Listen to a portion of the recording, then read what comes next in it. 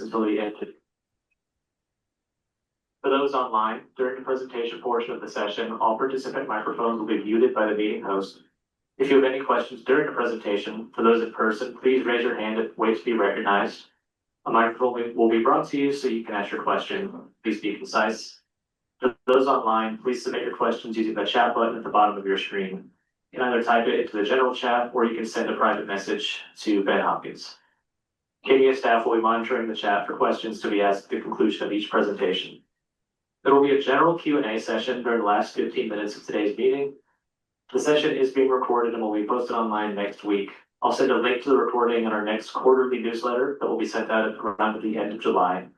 And then finally, if you are KDA staff joining us online, please put your name in the chat for attendance purposes. So now I'd like to introduce George Blush, our Agribusiness Services Division Director at KDA, for a quick welcome for our participants.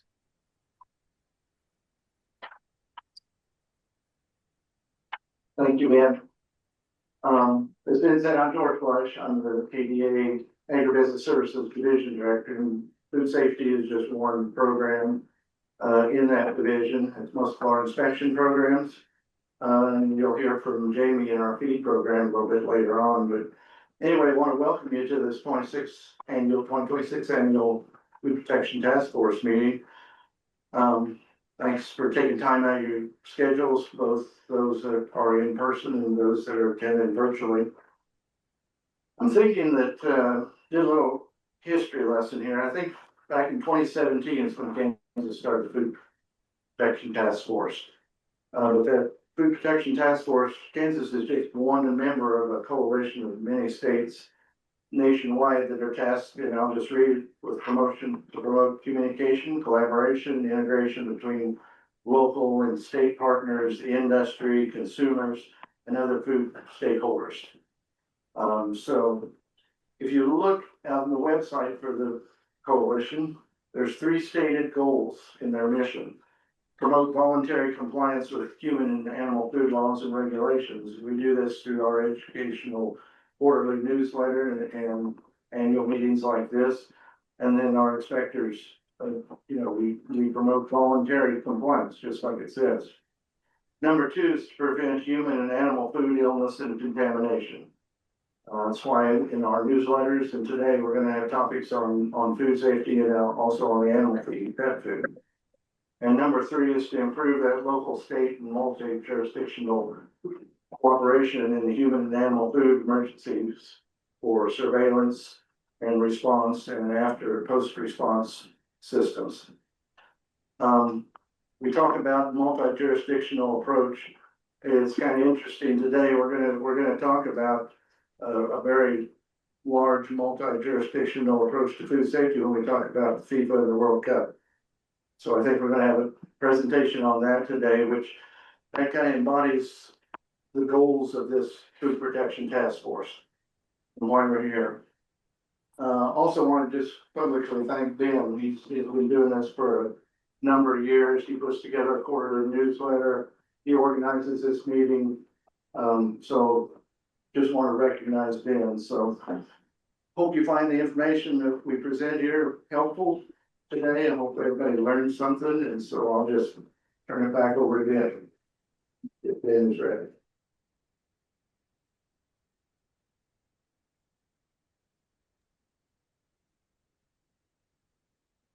Ben, introduce Becky. Thank you, George. All right, our first speaker today is from the U.S. Food and Drug Administration. Becky Steiner is a retail food specialist based out of Kansas City. She works with the retail food programs here in Kansas and in Missouri. She's here today to discuss food defense as it relates to the World Cup that Kansas will be hosting later this month. Hey, okay, all right, well, thank you, Ben, and thank you, George, and thank you all for having me here today. I'm really excited to be here to present about food defense specifically as we are continuing to prepare for World Cup activities into both Kansas and Missouri.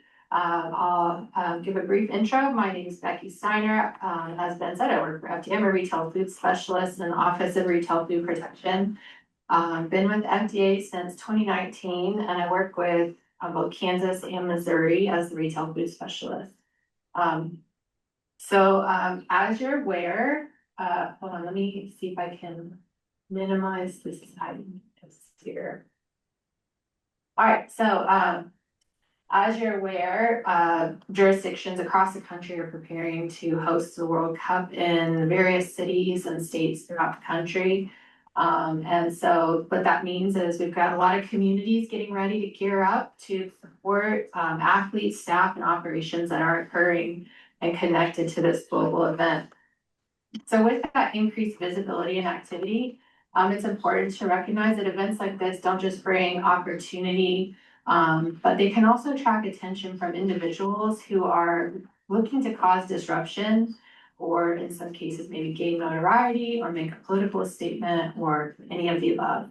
So that's where food defense comes in. And we're going to talk about today, this isn't something that's adding to your existing responsibilities. It's not adding anything new, but it's about approaching what you're already doing with a different mindset, with food defense in mind. So you're already evaluating food safety at the retail level. So this training is about helping you recognize situations where intentional contamination or that unusual activity could be a concern, especially in the context of a high-profile international event.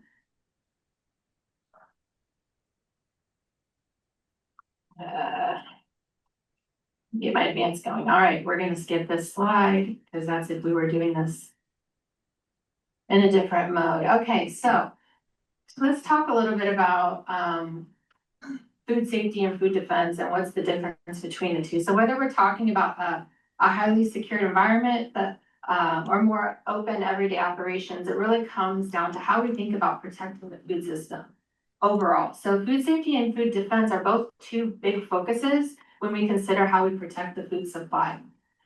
Food safety is what you're very familiar with and what you're working on every day. It's about preventing unintentional contamination, things like improper temperatures, cross-contamination, or poor hygiene. Food defense, on the other hand, is about protecting against intentional acts or situations where someone may try to contaminate food with the goal of causing harm or disruption. So as you can realize, both are very critical pieces to protecting the food supply, and they work together toward the same mission of protecting public health. In the context of a high-profile event like this, food defense becomes especially important because as the environment creates more opportunity and potentially more motivation for intentional acts, the key takeaway here is that while food safety is something you're already doing every day, this training is about bringing that heightened focus to the food defense perspective, because preventing intentional adulteration to food is the most important aspect of food defense. So a national special security event is, I saw somebody waving towards the screen, everything good?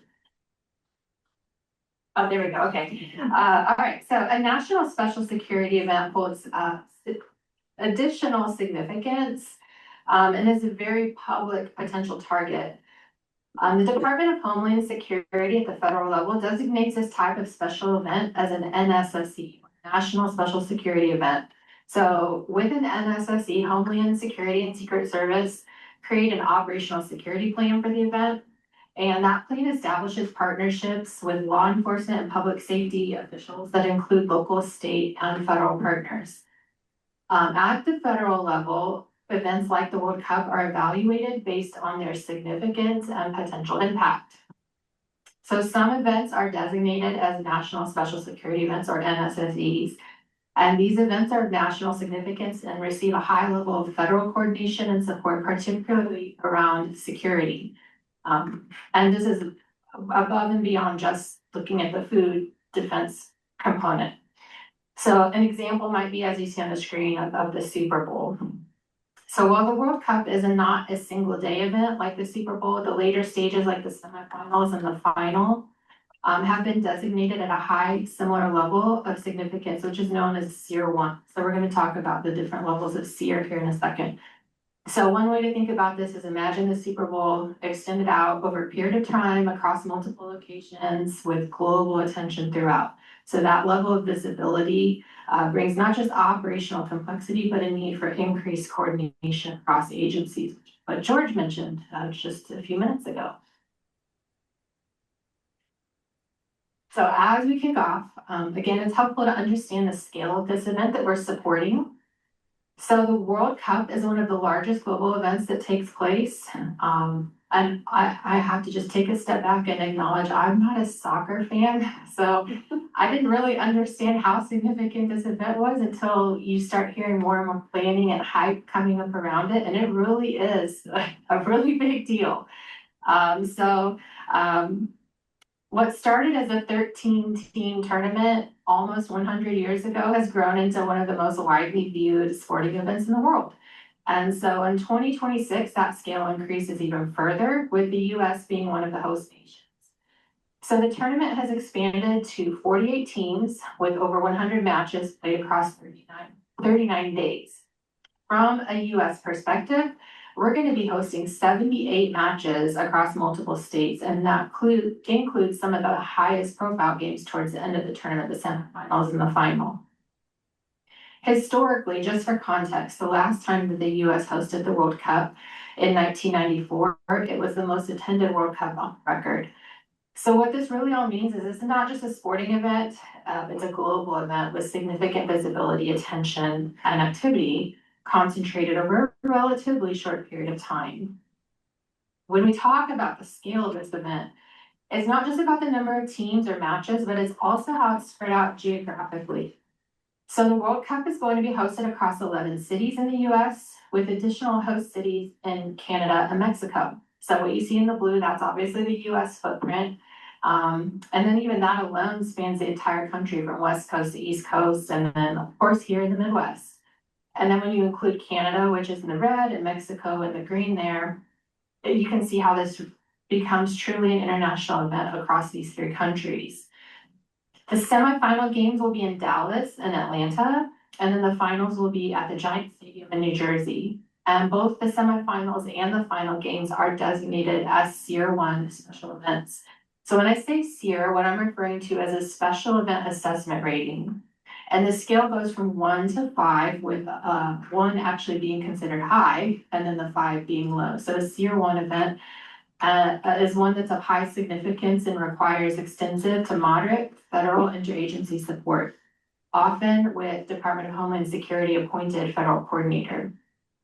Again, examples besides the World Cup semifinals and final games include Super Bowl, major marathons, the Indianapolis 500.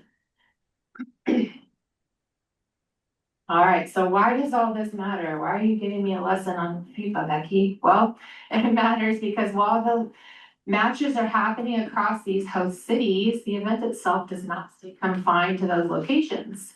So even though games are played in specific cities, as you know, you're planning for activities that are happening. The matches are being played in Kansas City, Missouri, but you have a lot of activities happening in Kansas, right? So the teams, the staff, the media, and operations move across communities. And so this is really where it starts to connect back to your role. As people move, food will follow. And so this means that food is being transported, prepared, and served in a wide range of locations, from restaurants to hotels, training facilities, and other retail food establishments. And those operations are happening within your jurisdiction. So what this translates to locally is increased food activity, new and temporary staff, new vendors, and a greater demand on the food system overall. And base camps at time can draw a crowd, especially if the team has a big following, which we have one here that does. So all of that creates a more complex environment, one where there's just simply more opportunities for things to go wrong, whether intentional or unintentional. And so to make the connection to why this matters to you, well, your work matters. It matters every day, but especially in the context of an event like this, your work matters. So state and local food agencies are a critical part of that first line of defense to protect public health.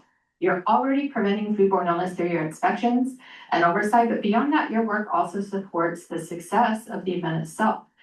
By ensuring food operations run smoothly and consistently. Imagine if one of the teams, the international teams that's here, all came down with a foodborne illness. Just imagine what that headline would look like, right?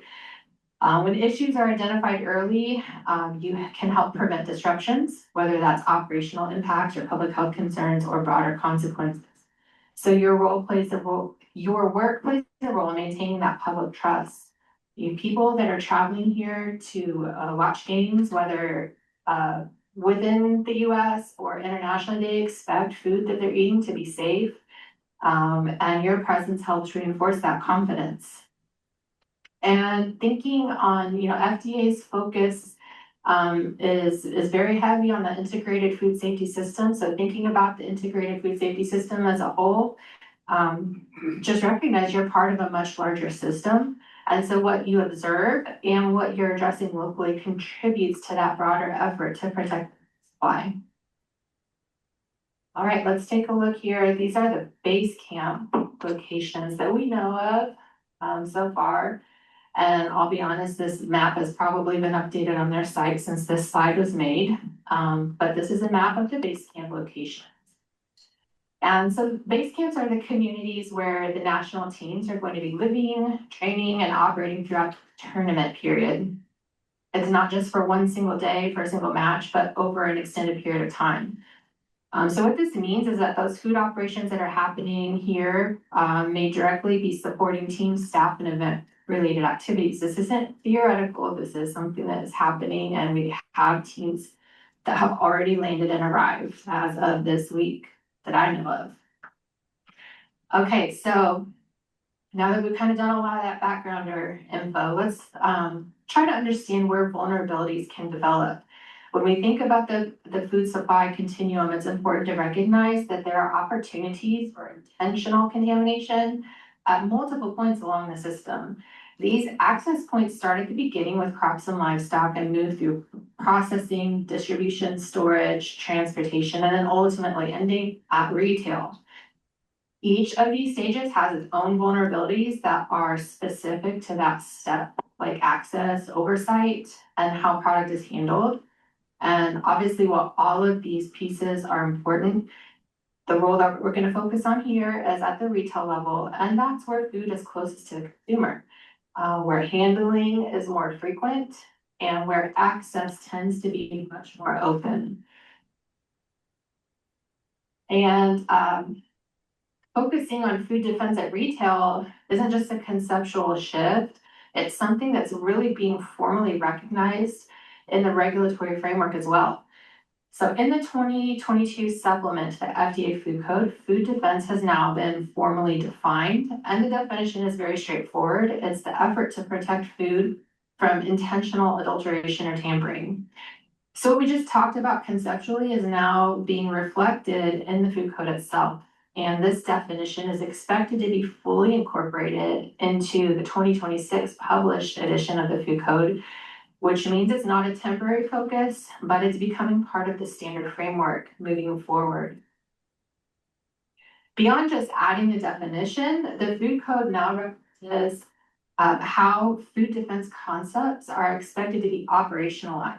So we don't just put a definition in the code and then not refer to that word or phrase throughout the code. So at a high level, what this is saying is that food establishments, and specifically the person in charge, are expected to be able to demonstrate awareness of food defense.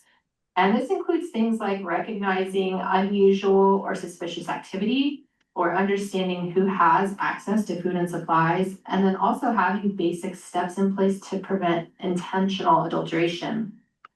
It also emphasizes that employees should be aware of food defense as it relates to their specific roles, and that they know that they should be reporting concerns to management. So where the concept really starts to become implemented is not just having awareness at the regulatory level, but what those expectations are within the retail food establishment. And what this means for you as a regulator is that you may begin to see or assess these concepts as part of your routine actions with operators, even when there's not a World Cup happening in your backyard. All right, let's talk about what makes the food supply a target, particularly special events. So in soccer, I'm gonna use a soccer analogy here. In soccer, chances are created by exploiting space that isn't being defended.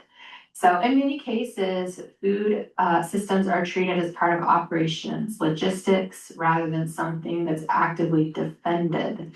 So when we think about large events, food is often viewed as a support function, right? Something that needs to be delivered, prepared, and served efficiently. It's essential, but it's not always thought of as a potential vulnerability, sorry. And that's exactly what can make the food supply so attractive to somebody that has nefarious intentions. So intentional adulteration of food has the potential to cause significant public health consequences, but it doesn't stop there. It can also create widespread fear with the public. It can impact confidence in the safety of our food supply. It can even affect the trust in the systems that are meant to protect people. So beyond that, those impacts are broad. There are other impacts such as economic disruption, potential strain on the food supply itself. So the impact of targeting food isn't just immediate, but it can have a ripple effect outward, which makes this uniquely impactful. Specifically, let's look at how the environment of a large event can present a risk in and of itself. This is not something you're used to. I'm sure you all have worked large events, whether state fair or sporting events. But high profile attendees and high profile events present a prime opportunity for bad actors to do more harm.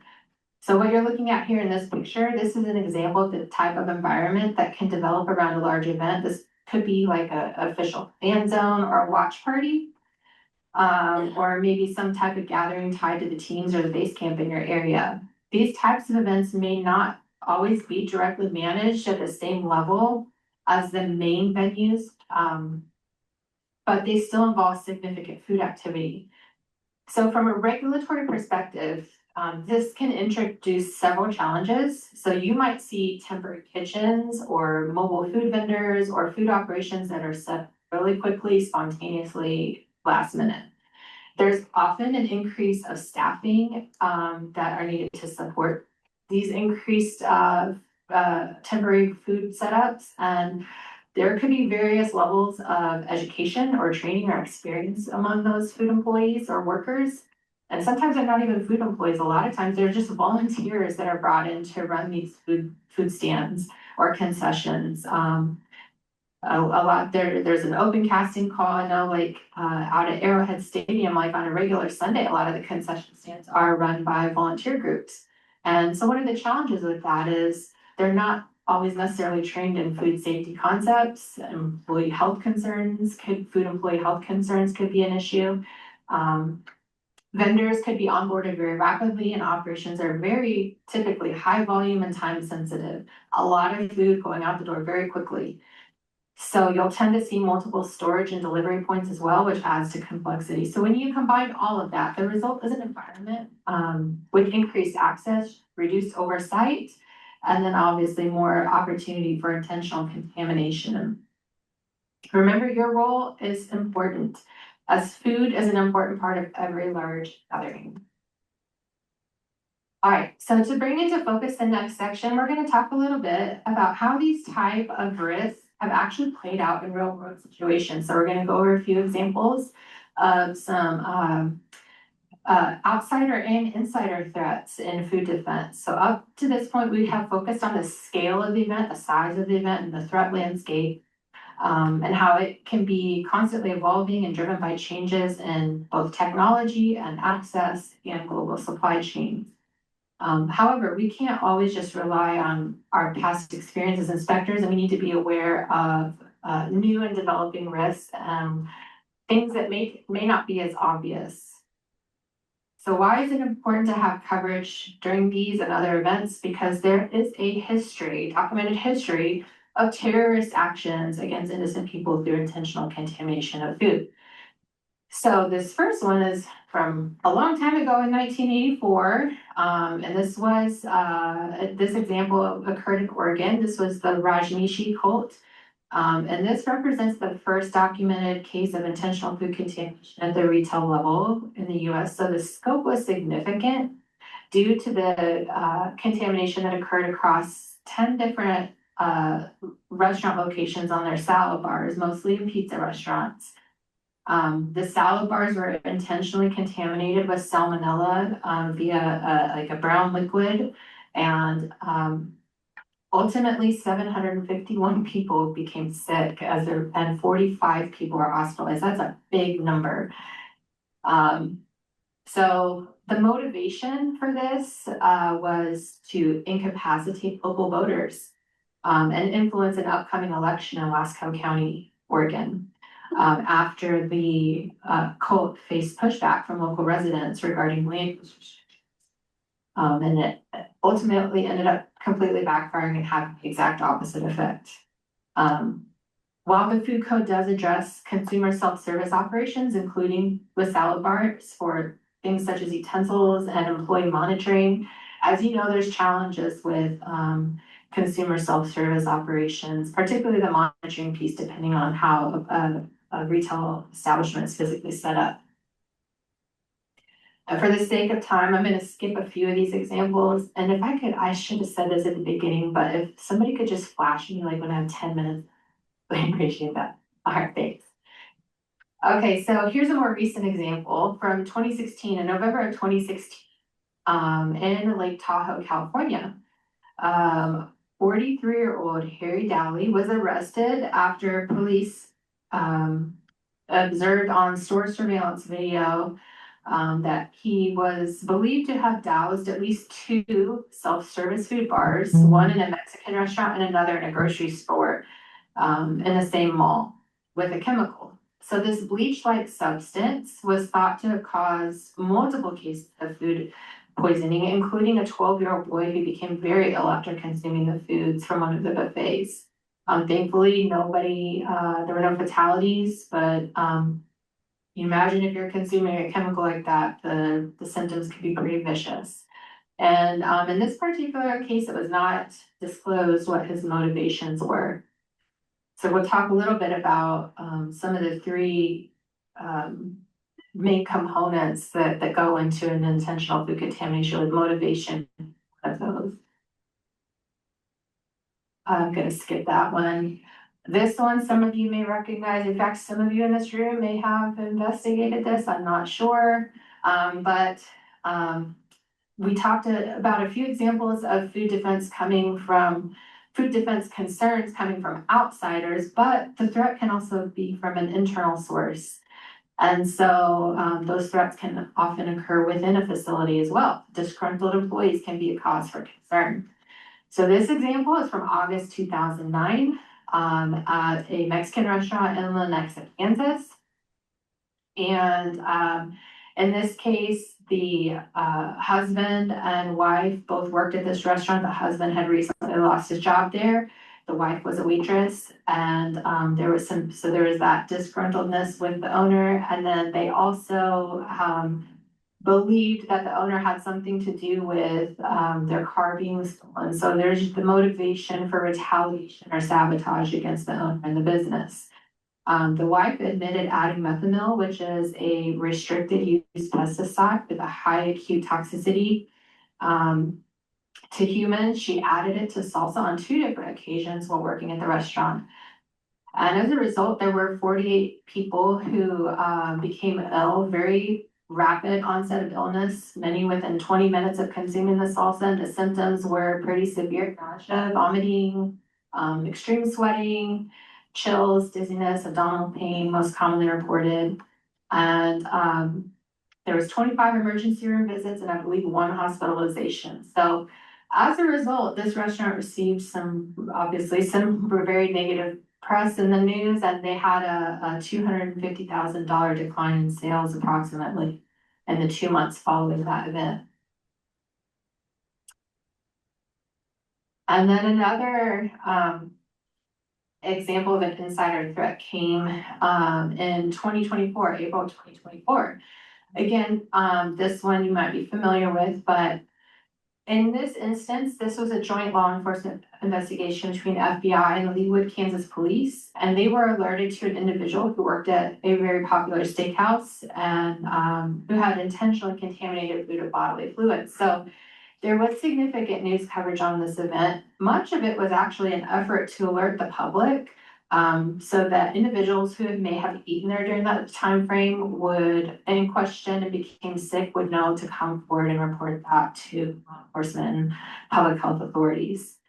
And action, I don't know, I didn't have time to look up if this has actually come to fruition yet, but I did read that the lead prosecutor on this case wanted to use this as an example to push for stricter state law. Because initially, I think they were able to only charge this individual with a misdemeanor, but because of the egregiousness of the act, they wanted to push for harsher charges. And if any of you have ever done a food delivery, use a food delivery service, you know, we have probably all thought about potential concerns with safety and defense of the food that's being delivered. And this is an example of very recently in December 2025, where a DoorDash delivery driver was arrested after a doorbell camera captured her spraying an irritant substance, which was believed to be pepper spray, onto a customer's food order in Indiana. So this incident left that customer with physical symptoms, and the driver was subsequently arrested and banned from DoorDash and charged with felony consumer product tampering and battery resulting in moderate injury. So I remember I said there's those three primary elements that when they align, they kind of come together and allow a food defense risk to exist. And those are motivation, capability, and vulnerability. So when we talk about motivation, we're talking about the why. What is the reason someone would intentionally cause harm? Why do they want to harm people? And then capability is how. How are they going to have the access or the means to do that? And then vulnerability is the when. So when the opportunity is right, for inspection purposes, our primary focus is going to be on vulnerability, and that's the condition and a facility that could be exploited. So again, that key point is that this risk becomes real when all three of these kind of come together synergistically. And if a facility reduces vulnerabilities through controls and restricted access and monitoring, then it significantly can lower the likelihood of an intentional act occurring. So as inspectors, we're looking for those gaps where opportunities exist.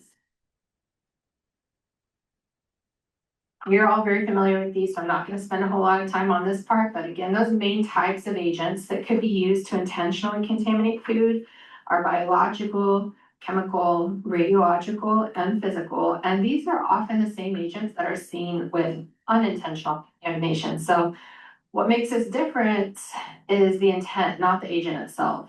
So during inspections, focus on whether controls are in place to prevent the access, to detect tampering, and protect vulnerable points, regardless of the type of agent.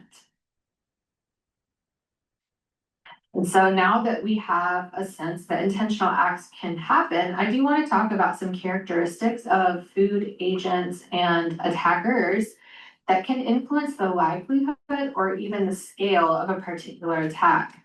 And those are food that is mixed in large batches. And what that means, a large batch is for a large number of people who will be consuming a meal that could be contaminated. So for example, more illnesses, obviously, and casualties would result from contamination of a 5,000 gallon commercial kettle that has been tampered than from a 5-gallon food service pot of spaghetti sauce.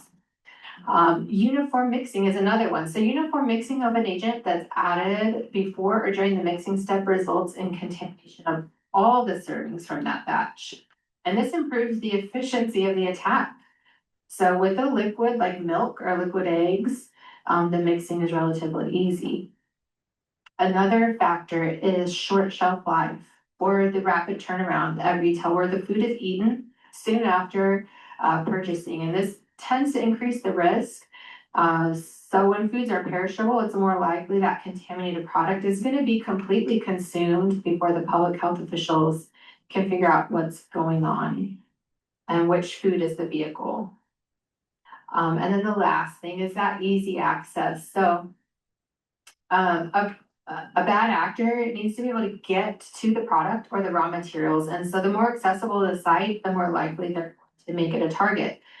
And obviously, the food and agriculture sectors encompass a wide range of conditions, and that includes unfenced farmlands and all the way over to relatively secure infant formula manufacturing. So bad actors with those ill intentions will look for those gaps and exploit them where they can. Okay, so how do we respond to these concerns? Like, what do we do with all of this? We've done a lot of information on what are you saying that we should do? Well, as regulators, we want to, our goal is to encourage industry in the development of food defense plans, and then to incorporate food defense into our risk-based inspections. And then also to assess facility-wide security and mitigation strategies at key activity points. And then on the industry side too, facilities should develop and implement those food defense plans. And I'll share an example of a food defense plan builder that's available to assist industry with that. Industry can also promote awareness with their employees through See Something, Say Something campaigns. And then, of course, train employees to be vigilant and recognize threats and to report unusual behavior to management. So let's walk through some key questions that inspectors should be asking when they're assessing facility-wide security. So the first thing we would want to start with is, what do you know about the people working in the facility? With this question, we're probing hiring practices, screening and supervision of employees. The next thing is, how is access controlled in sensitive areas? So here we're looking for restrictions around food preparation, storage, and dishwashing and loading docks. So like an example of this would be when in 2022 in Birmingham, Alabama, I was working at the World Games, and that was designated as a SEER 1 event. And you know, we had requirements that all access to all the food preparations, the kitchen there at the University of Alabama, the kitchens that we were utilizing to prepare food for the athletes were secured, which meant you had to be credentialed to get into the area. Nobody without a credential was in the kitchen, allowed in the kitchen. But one time we showed up for inspection, shift change, and the back door that was supposed to be locked and supposedly was propped open, and there were just people coming in and go. And that creates a major vulnerability, right? So you need to make sure you're checking for access in those controlled areas. Also, are backpacks and personal belongings limited in food preparation areas? And then how are self-service areas for food display monitored? Do you have staff that are out there like actively observing those self-service areas? And what training is provided for staff? Are they trained to recognize and report suspicious activity? I love this picture. I did not put this picture in here. One of my colleagues did. It cracks me up every time I see it because it looks like Mario, like this guy's name is Mario or something to me. Okay, so what do we look for? We want to be alert to unrecognized vendors or drivers, especially if staff who are receiving a shipment weren't notified of a change. You know, another example of this is when I was working at the inauguration last year, we had some meals coming in from a kosher catering company. And for that event, that was an NSSC, a National Special Security event, obviously the inauguration. And so all of the delivery drivers and food companies were like vetted well in advance of us showing up on site to the event. And so we had a list of like the drivers and the pictures and who's supposed to be bringing what food and when they're coming, etc. And so we had a van from this kosher catering company roll up with meals that were intended for the president's daughter and son-in-law. And but the driver did not match the information that I had. So that, you know, we're matching those things up. We call that into incident command, let the operations section chief and incident commander make a decision on what to do with that. Again, you just want to be alert to things that don't appear as they should or as expected, and and report that when it's not. So question situations when there's a last minute change of a driver substitution without giving prior notice. Keep an eye out if there's individuals taking notes, especially if they're taking pictures. Everyone can do that with a cell phone these days, or videos of the facility, especially if there's not a clear reason to. If they're not a person with a media credential and they're walking around taking photos and videos of things, that would stand out to me as a red flag. Pay attention to people who are asking a lot of questions, seeking really detailed information, whether either in person or by phone, beyond what would be considered appropriate or normal or expected. It's important to recognize not all threats are obvious. Sometimes they present as routine or familiar. So our goal is to observe, question and verify. And then obviously, of course, when something seems unusual or out of place, closer look, trust your instincts. So often, as we talked about with those insider threat examples that I shared, there are employee-related red flags, right, that could indicate a potential food defense concerns. So be aware of unusual employee behavior, such as individuals who are on site at work when they're not scheduled to work. Maybe why is that? Especially take note of any employees who have recently been terminated. They might pose a higher risk if access controls are not denied or monitored, appropriately managed.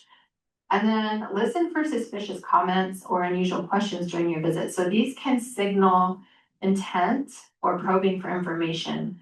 The key takeaway is that people, not just processes, can present vulnerabilities when it comes to food defense.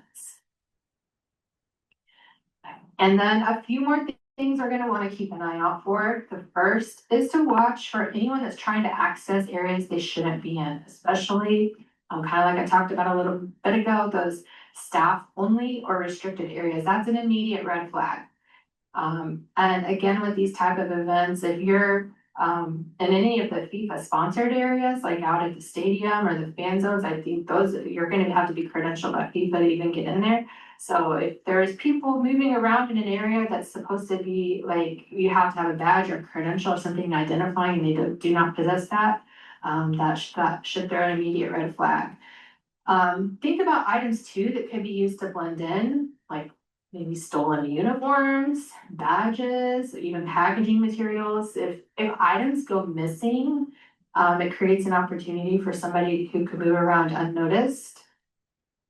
Take a look outside as well, particularly unattended vehicles that are parked where they shouldn't be parked, especially near loading docks or entrances. Those are worth paying attention to and reporting to law enforcement as needed. And then don't overlook unattended items. It could be backpack, boxes, things left behind. It could be very innocent. Maybe an employee left work and left their backpack at work. But it could also be something that needs to be investigated. The bottom line is to stay observant and trust your gut when things feel off, and do not hesitate to follow up. All right, so to bring us home, let's go over a few tools and resources that are available both for regulators and our industry partners when it comes to being prepared as the best we can with our food defense efforts. So many of these were initially tailored towards food manufacturing firms, but there is applicability to retail food establishments. So we'll go over these all here individually. So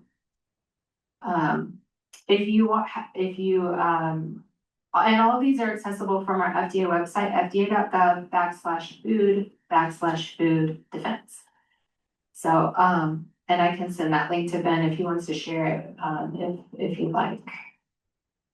Okay, so first is the Food Defense Builder application. So this is a user-friendly standalone, it's a desktop software application that guides users through the steps to specifically industry users, the steps to develop a food defense plan. And so this was initially developed under FDA's voluntary food defense framework, but has since been updated to align with FDA's intentional adulteration rule as seen under FSMA. And as such, future versions of this tool may look a little different. So the tool drafts a formatted food defense plan and it also stores supporting documents in a single application. And the content aligns with FDA guidance and regulations as appropriate. And so this can be used to develop templates for specific commodities or facilities and can help facilities with company-wide application of food defense practices. Oh, and I guess that I didn't realize that was a second click. I'm sorry on that slide. I like this quote from Benjamin Franklin: if you fail to plan, you're planning to fail. And so that's what is kind of relevant to developing a food defense plan. Okay, food defense 101. So this is a little bit of an old school training, and some of you might be familiar with this and have already taken it. This is one of the core training resources available through FDA for frontline employees. It is older, kind of like a web-based older click-through training, but it's still, the content is still very relevant. It's online and it's designed to build basic awareness of food defense concepts, both for industry, but also for anyone looking just to better understand food defense. So there's several modules. The format's pretty accessible, self-paced, again, web-based, and designed to be more practical and not overly technical. It's available in both English and Spanish. So if you have operators that are looking for information on food defense, you could put here as a starting point. And this one is more of a campaign initiative. ALERT is FDA's Food Defense Awareness Initiative designed to raise awareness for regulators and industry. It focuses on preventing intentional contamination, not accidental or unintentional contamination issues. ALERT breaks food defense into 5 simple focus areas and gives industry practical questions to think through, and it helps them identify those vulnerabilities within their facility and encourages day-to-day awareness by identifying elements that can become part of a continuous improvement in a retail food establishment. So this isn't about just creating a plan that sits unused in a procedure manual, but it is for them to build that day-to-day awareness with their staff. And this program also provides guidance for regulators on how to stimulate thought and implementation of ALERT practice in retail food business. And then the last one that I'll talk about is Employees First Training. And this is an FDA initiative that is focused on frontline workers, designed for employees across the food system from farm to table. And this emphasizes that employees are the first line of defense. So most intentional contamination events involve access, and employees are often in the best position to notice when something isn't right.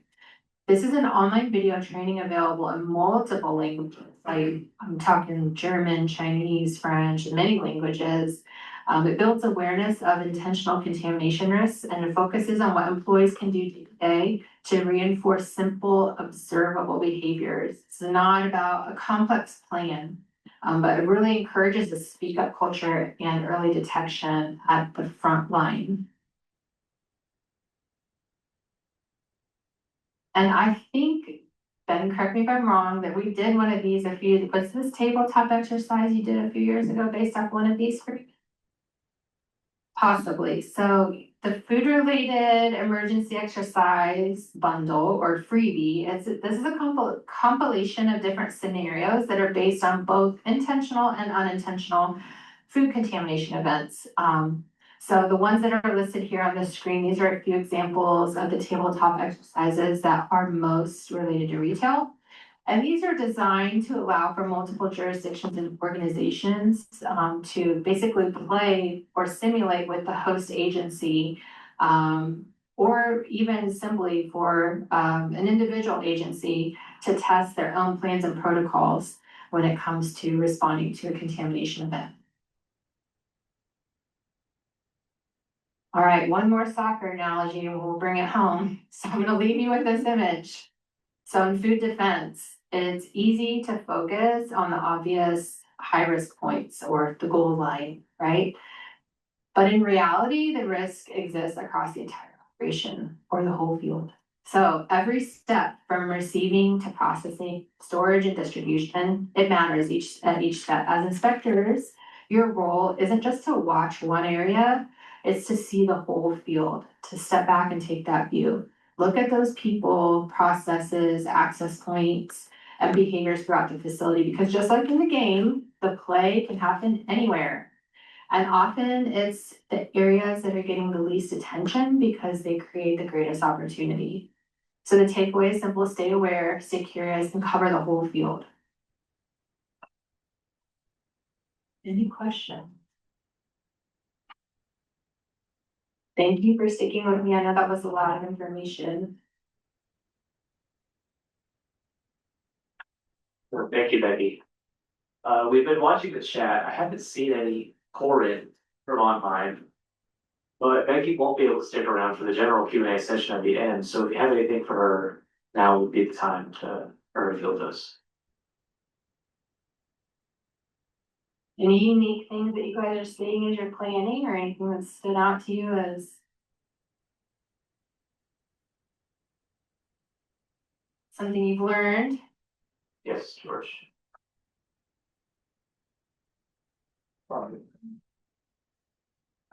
We've had a couple exercises and we've been talking about them across our state jurisdictions. What's FDA doing specifically for when they prepare for World Cup? That's a great question. Thank you. So, right now we are working with our individual states based on the request for assistance that we receive from them. So some states have put in formal requests for assistance, and primarily those are in this, areas where there are semifinal and final games. And in those states, we have stood up incident management to assist those jurisdictions with planning for the events in, Dallas is one of them, New Jersey, New York City. And so we're working with them. Elsewhere throughout the country, specialists are working with our states to provide training with this and technical assistance and support outside of a formal request for assistance. Becky, I have a question for you. We have a number of folks online, over 80 of them, that are possibly small business owners, small family operated business that will have visitors coming into their establishments.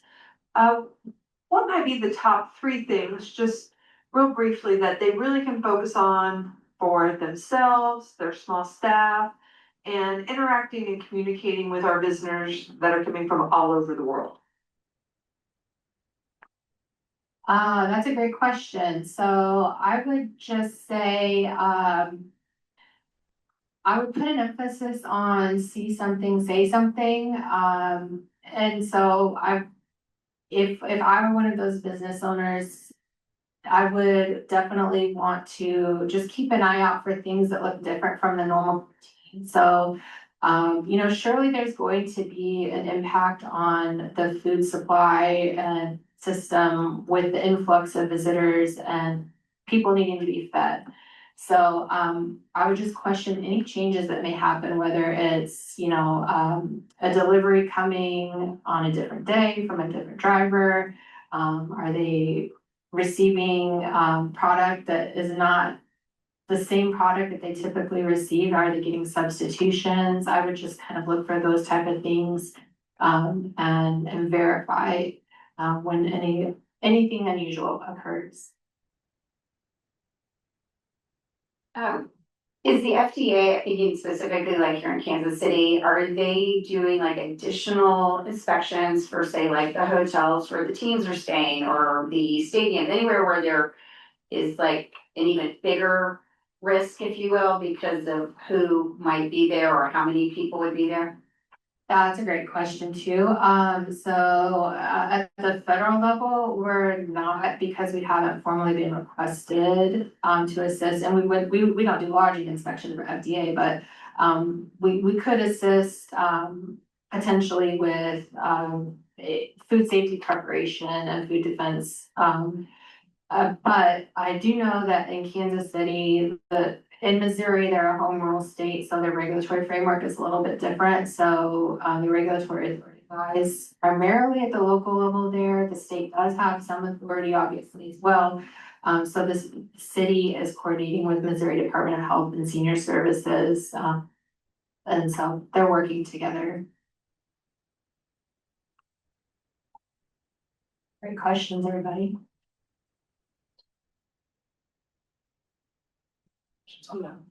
Thank you very much. Thank you for having me. Thank you, Becky.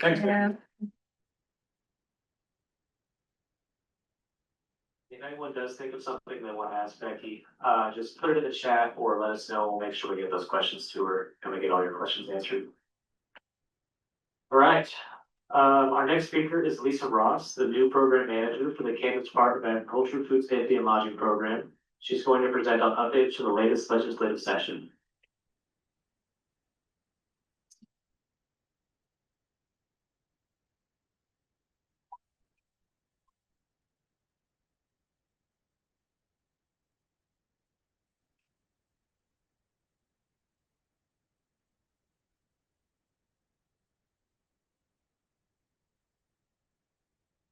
Thank you, Ben.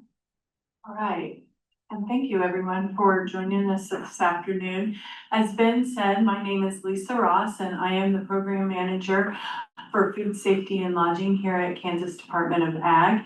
And I've been in this role since January 20th, so just a little over 4 months.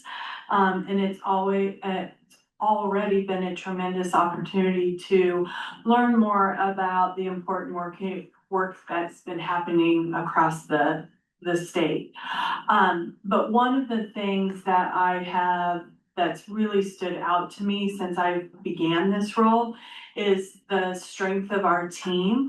Our inspectors and our support staff are highly qualified and professional and knowledgeable, and their commitment to their work every day. They work close with industry to promote compliance, provide that education, and help ensure safe food and lodging environments for our Kansans and visitors to the state. So I'm really grateful to be a part of such a knowledgeable and supportive team. And I really look forward to continue to work alongside them as well as you as we move this program forward. But for today, I'm here to provide a quick legislative update on Kansas House Bill 2158, which allows some beekeepers who meet certain requirements, exemptions to sell their own packaged honey and honeycomb without a food establishment or food processing license.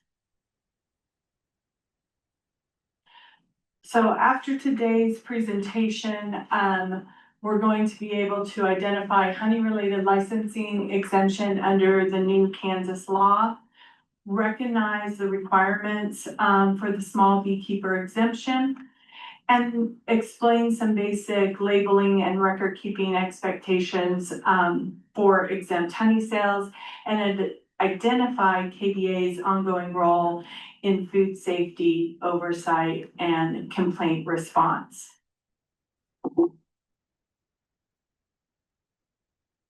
So for an overview, there are new exemptions related to the honey sales and processing.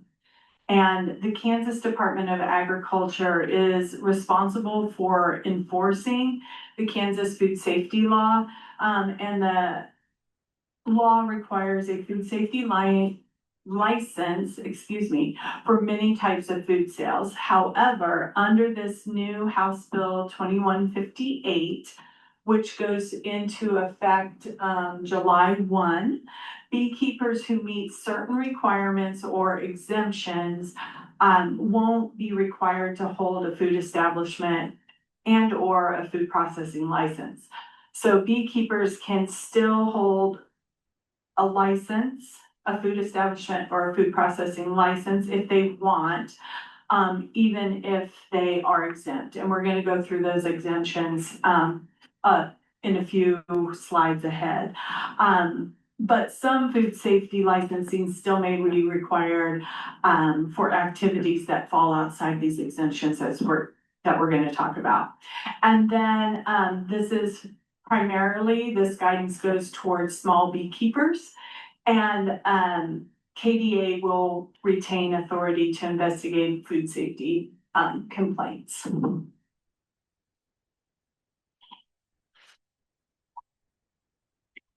All right, so what is HB 2158? This is small beekeeper license exemptions, and there are some requirements to qualify. So as we get into these exemptions, the first one is the annual gross honey or honeycomb sales do not exceed $35,000. And then sale records of those sales must be retained and available upon request. So if KDA was to come out and ask for those, then the beekeeper would then have to produce those. And then the honey must originate from Kansas hives. It also needs to be packaged on the beekeeper's property. And then it needs to remain raw and unprocessed. So those are just the first three of those. And then there are also labeling requirements that go along with this exemption. So the beekeeper's honey need to be labeled in English with the beekeeper's name, the beekeeper's address, and then of course zip code. They also need to include the net weight of that content of either the honey or the honeycomb. And then there needs to be on that label a statement noting that the product is not subject to routine inspection by the Kansas Department of Agriculture. And so that's what we'll be looking for on those labels to make sure that they fall under that exemption. And then the other requirement would be that the honey and or honeycombs are handled and packaged so that they are kept safe, sanitary, free from additional additives or contaminants. And so if there is any additional additives to those, whether it be flavoring or whatever, that then would not fall under that exemption. So it has to be that raw honey free from additives. And so as I mentioned on the slide before, I think I just want to make it clear that even if a beekeeper meets all of the requirements or the exemptions, nothing prohibits that beekeeper from applying for and holding a license. So they can, even if they meet all of those exemptions, they can still get a license from us.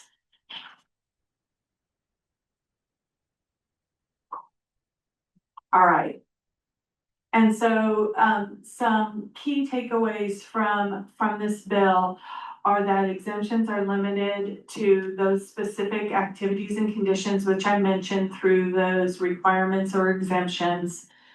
KDA, Food Safety and Lodging, will continue to respond to complaints and food safety concerns of that honey. And then we are working on some outreach materials and frequently asked questions are being developed to support this implementation. So there are some other, so we're going to have that available. And once we get that available, I'll make sure Ben has that for everyone. But it will be basically a food fact sheet about selling raw Kansas honey without a license. And although this specific update was for this House bill that just passed recently, and that will go into effect July 1, there are other exemptions for selling raw honey without a license. And those apply, and these aren't anything new, but it is for bulk suppliers that those are often not required to have, a license if you're selling bulk. And then, direct to consumer exempt sales. And so those two specifically are not anything new, but they will be in the outreach materials that we have, so that we can just have it all in one, fact sheet about selling raw honey in Kansas without. So, are there any questions, about the new? Yeah. You had mentioned there was a statement they need to put on there, but, if they do opt to get the license, then do they have to still put that statement that they're covered then is what? They're covered, they're So that's covered, the because then alternative, we okay. would be inspecting them. because And have then a they don't license. need that. Okay, perfect. Yeah. We did have a question from online. Okay, If someone hires a commercial company to process at their location, would they then be able to commercially sell or still fall under the cottage requirements? How does this affect the commercial entity? I might have to look into that, but can you repeat the question again, just so I have a better understanding of what they're asking? Yeah, it's if somebody hires a commercial company to process like an extractor bottle at their location, so to do mobile processing, would they then be able to commercially sell or still fall under the cottage requirements? How does this affect the commercial entity? Okay, yeah, I will, did George or anybody in the room know that? Okay, yeah. We will We figure that out. Definitely, put that on our list of questions that we go, and our Is the, fact sheet. well, to that, isn't the cottage law though, like if someone is going to go under that umbrella, then they can do that, but then they don't necessarily meet the requirements to be commercially sold. Or that's what the cottage law was meant for, so that if you were a smaller, I'm just asking, like, I'm asking a question, but confirming that, wasn't that the whole point of the cottage law? Where if you were Yeah, under a but certain are amount of they sales? asking if they would, Raise his hand. Daniel, you can go. yeah, you Daniel, you could, can speak. yeah, Raise your Hey, hand. thanks, y'all. I know it's a kind of a complex question. So I work with Valor Honey, and part of our mission that we just got grant funds is to provide mobile extraction processes. Now, just kind of understanding what I do know about the law and food safety, our mission or goal is not to bottle it for them in a mobile site, more so of providing extraction from the comb into 5-gallon buckets and then let the customer deal with whatever avenue of commercial or cottage law that they're going with. So I guess the question is while our mobile trailer is food certified, it is fully vetted and has been for years, is when we go and provide those extraction processes, are we operating as a food license, or is it just, as if a normal party did it? And then are they now available to sell because it's processed in a commercial lab or a commercial kitchen? Sorry.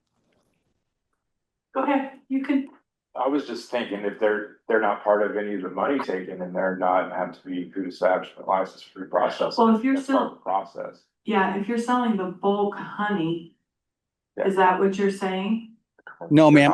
So what I'm doing, in theory, right? This hasn't happened yet. Is Joe Farmer down the street has a bunch of hives. He says, I don't have the extraction. We come pick him up, or go to his location, extract his combs on site at their property using city water, and then we give the honey right back to them. We charge a fee for the extraction, but not the honey itself, if that makes sense. So It's like a co-packer, basically, right? yeah, kind of. So we're helping them get the things done because the equipment is kind of pricey, and people with 1 or 2 hives might not have $3,000-4,000 to spend on an extraction assembly.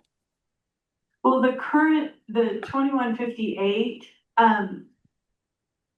only honey harvested, so if the beekeeper is harvesting that, honey Yes, ma'am. and then packaged on the beekeeper's product or property, that's allowed under this exemption. So like you going there and, it can't be adulterated, it can't have extra, filtering or things like that, then that would be under this exemption. But anything else, then we would have to talk that through and really understand that process, so. Absolutely. And that, I think that kind of aligns with the House bill, the proposal is coming up, and our understanding of it as we reviewed it. So I will throw one more curveball at you is, let's say Farmer John comes to our commercial certified hard stand building and we bottle or extract and bottle for him then. That's probably a lot later conversation, but that's just kind of avenues we're approaching, but we want to make sure we're in compliance before we offer anything like that. So beekeeper John comes to you, brings his honey off of his property to your facility. And we extract or we bottle. Yes, so at that point, from my understanding of this bill, the beekeeper has to keep his hives and the packaging on his property. So once they're taken off of his property, then they're no longer under this exemption. Okay, so then they would need to be a commercially licensed business, correct? Yeah. Okay. Yeah. George, did you have something to contribute? Well, I just gonna make a comment to the first scenario. Valor's just providing a service. And so Yes. the honey would go back bulk and like you say, 5-gallon containers to the producer on his place, and then the $35,000 exemption would apply to him. Oh, yeah, we completely forgot about the 35% or 35,000, yeah. And I saw online, I think Adam has had his hand raised. Oh, good. Did you have anything else to add? Awesome, thank you.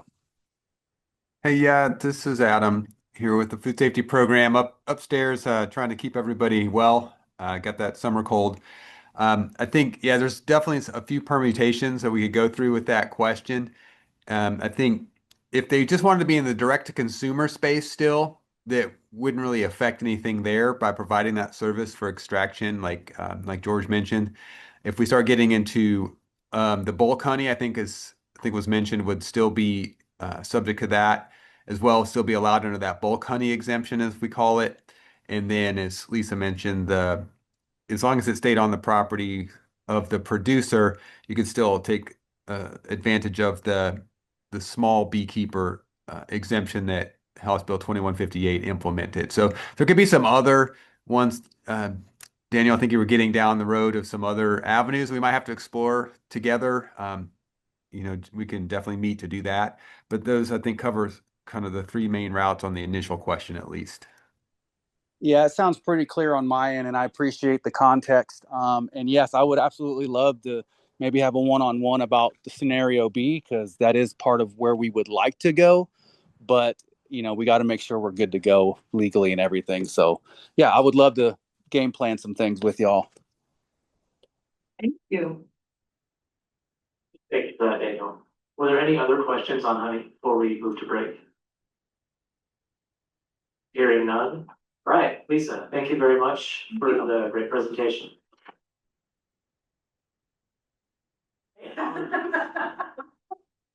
This is what we call winging it, right?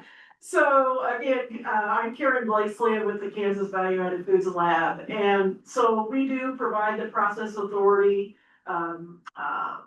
work for the state. And this is a person, I am not that person, but Dr. Kelly Getty is right now. A person with the technical expertise and training and experience in food manufacturing to understand what the food safety regulations are. She will look at the recipes or formulas, what kind of packaging they're using, including the types of lids or closures, and then also the steps that they go through in making their process to making their product to make sure it's done safely. So that's really the bottom line. We're trying to make sure we're helping people make safe food that they want to sell. Thank you for that. And for our audio participants, I apologize, I forgot to unmute the room. The other members of our panel, in addition to Karen from the Kansas Value Added Foods Lab, are Caleb Wood and Courtney Pearson, who are district managers for our food processing team and then the Northeast retail food safety team. So next question, when would a restaurant, grocery store, or other food establishment work with a process authority? So when a business wants to hold a food product, such as a sauce outside of temperature holding or date marking parameters, and it can't be determined on site if the product is safe outside of those parameters, we would ask them to get a product assessment from the process authority. Sauces and canned goods are the most common things that we see. And when would a food processor work with a process authority?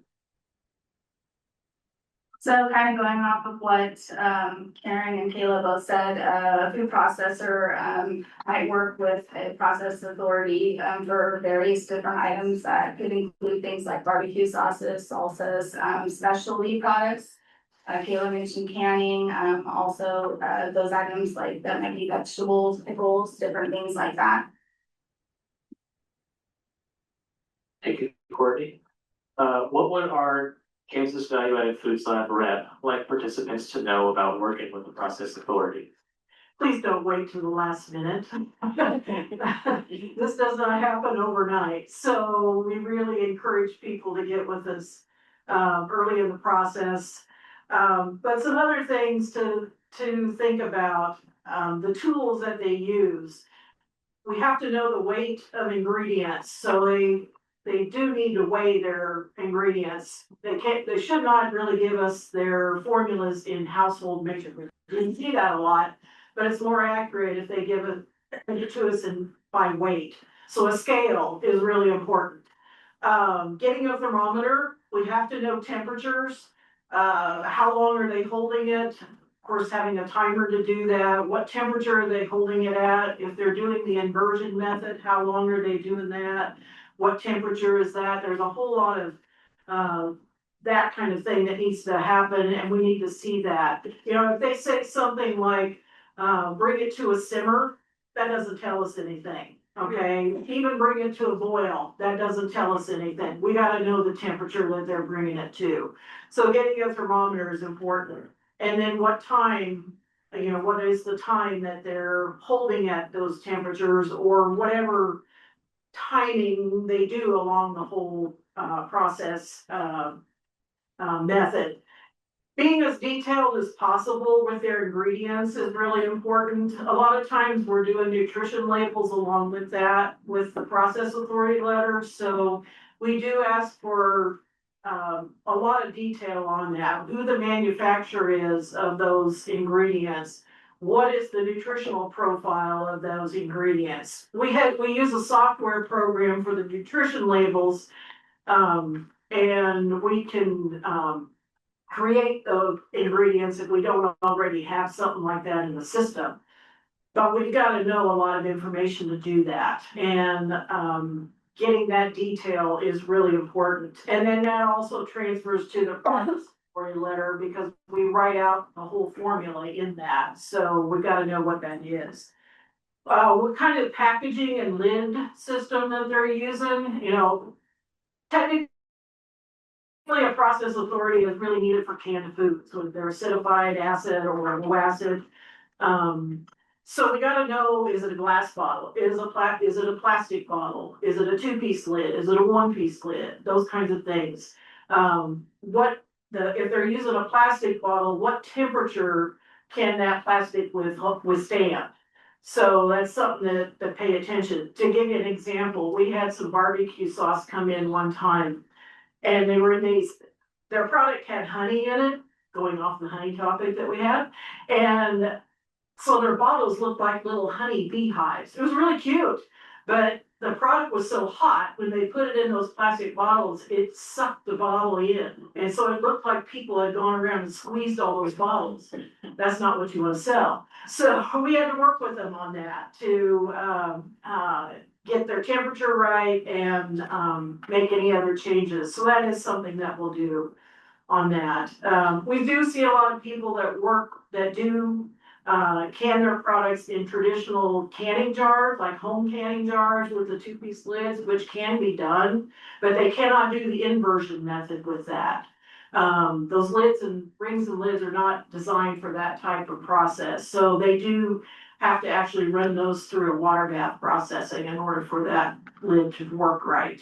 So that's a little bit of information that we see a lot. That we commonly have to go back to them and say, okay, what, asking more questions about what they're doing. Alright, so you mentioned the process authority letter in that answer. What do you think is most important to know about the contents of the process authority letter? So we have different types of process authority letters. We actually have 6 of them. And which one we use depends on the product. And a lot of it's based on pH. A couple of them are also based on water activity. But what we've done with these, we've added a lot. When Dr. Getty and I started with the lab, we kind of revamped the whole system. And we patterned this off of what the University of Wisconsin was doing with their process authority letters. And it added a whole lot more detail. And I gave Ben an example of what that is. I don't know if we're gonna show that or not. Just to give you an idea of what goes into the letters. But it will give the formula, it will say, here's what your process is, here's the temperatures and times. And essentially when it's written in there, that's how the product has to be made. If they do any deviations from that, or if they start changing ingredients or changing amounts, they need to get a hold of us because we probably have to redo their letters. So that's one thing about that. But it also can help them if they have to fill out the FDA 2541E. Is that the right one? Yes. They have to fill that out. This letter will help them fill in the blanks on that to make it a little easier for them to do that. Okay, and yes, we do have a template in the presentation for that blank letter she mentioned. What is the most challenging part of navigating a product evaluation, product assessment, or scheduled process? I can answer some of that too. Some of the things that we see out in the field, as inspectors that we might come across has to typically do with like formulary changes. That could be due to a multitude of different things. There could be something with supply chain, or they changed their recipe or decided to like revamp it, but maybe they didn't think that that was gonna matter or make a difference. And then those changes in any of those ingredient components, like I said, we will see that sometimes. Just making sure that that discussion that we have, that you need to go ahead and get a new product assessment, or call the lab and talk with them about that. Another item that we will see is just monitoring records. They maybe haven't kept track of those time and temperature related items that are in their process authority portion that says you got to keep time temperature for a fill, the holding time, multiple different things. And or like Karen said earlier, just even closures and containers, and how that is associated with that letter. So for us, we noticed that they haven't maybe they've changed the recipe or some sort of component of that process and need it to be reevaluated.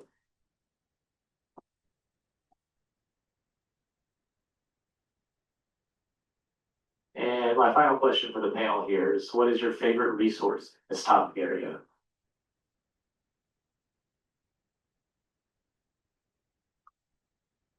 Well, I like to start with the food sold directly to the consumers in Kansas.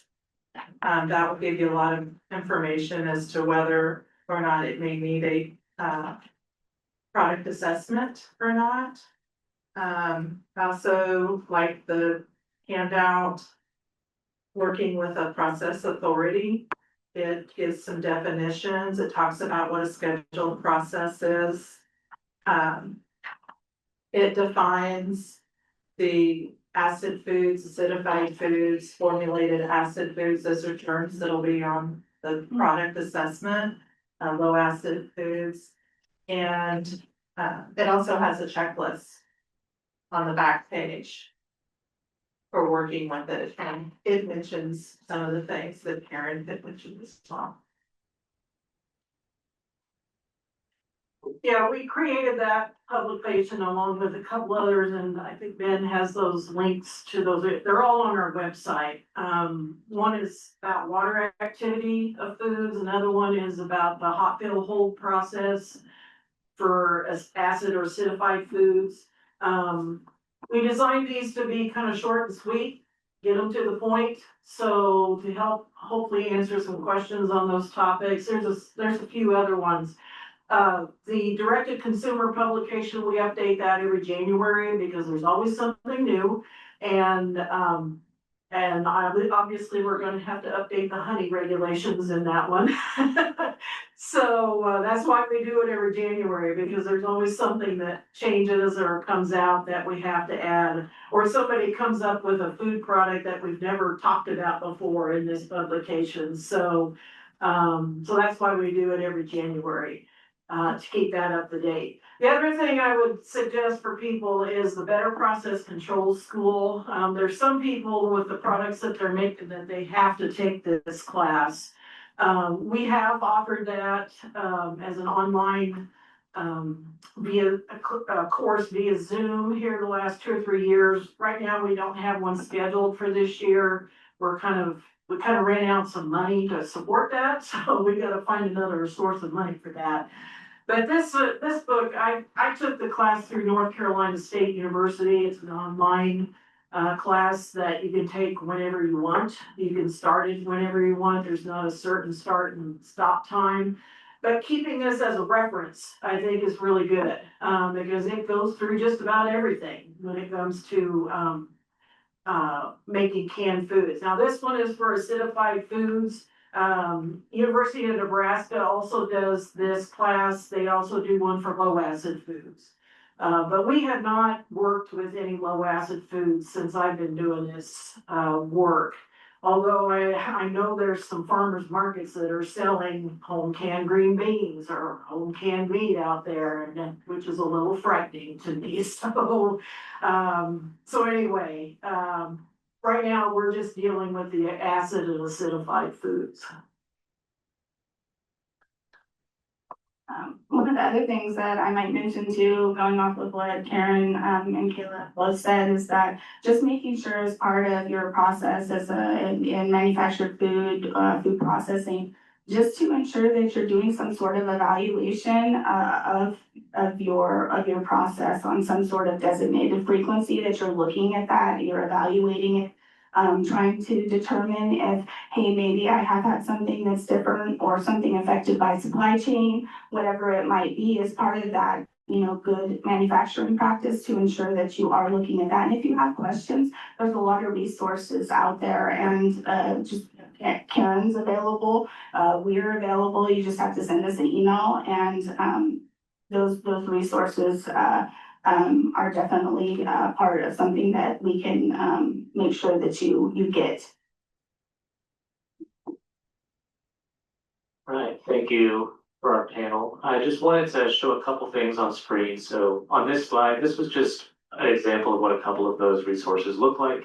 If you're poking around on the Value Added Foods Lab website, this is an example of a generic process authority letter that you'll probably be able to see a little bit easier when we set the slides out than right now. And here are a list of all the resources that we talked about, and a few more that I think we'll be able to put these in chat, and also you can check them on the website afterwards whenever these slides are sent out. Here are those email addresses. If you do have questions for us, there's our email address on the top, and then the lab's email address on the bottom. Are there any questions right now for our panel? Is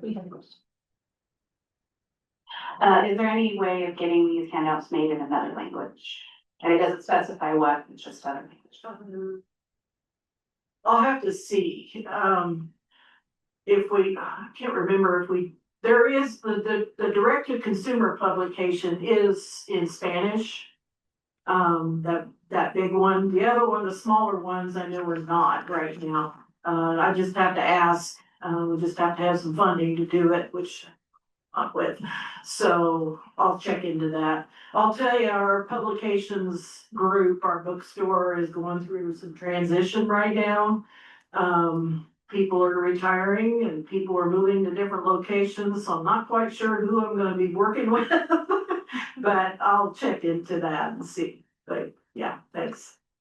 I also know that we do have lots of resources available online for like NESCAP's clearinghouse that kind of covers all different states that can give people some different ideas on these same topics, and they have lots of different languages in regards to that too, as well as like AFTO has different languages for some of these specific topics too. Thank you. Was there anything else before we move on? All right, thank you to our panel. Sorry.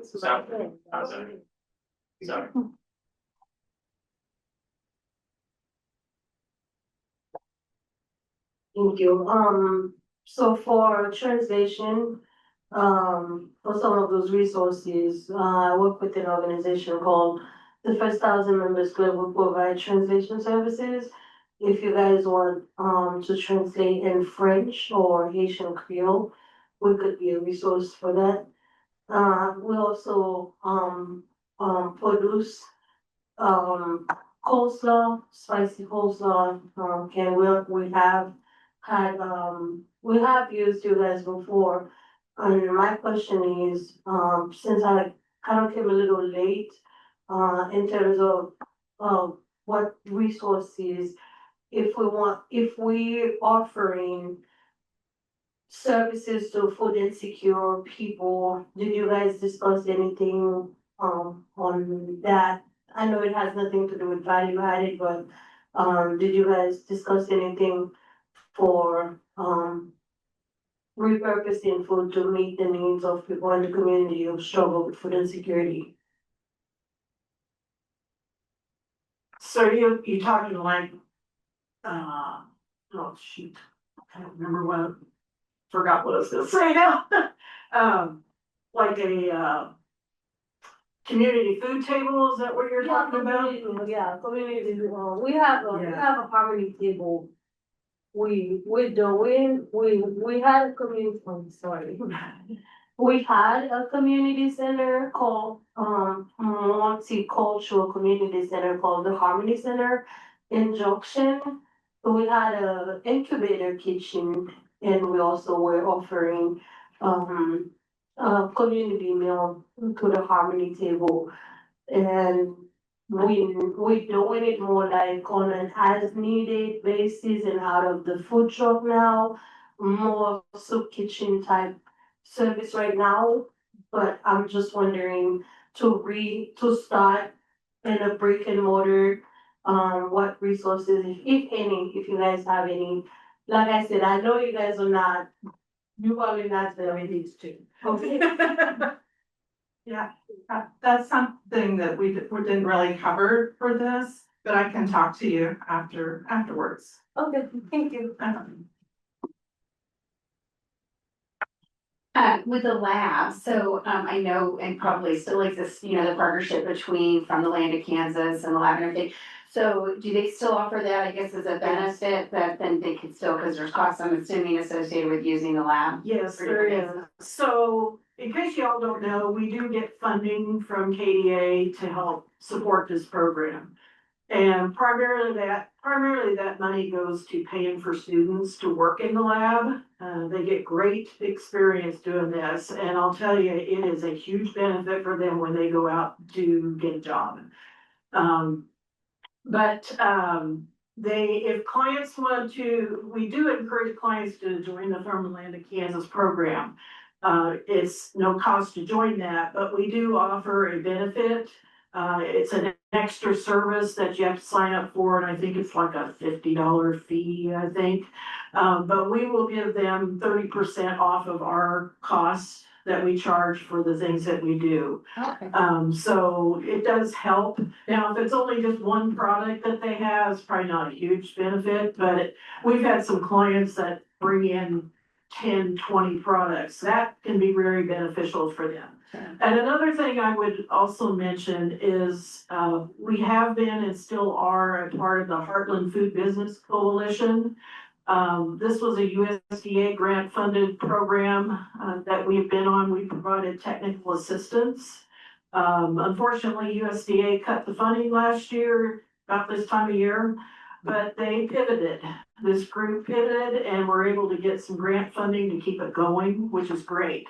And so if people work with them, contact the Heartland Coalition, they can get 2 products tested at no cost through us.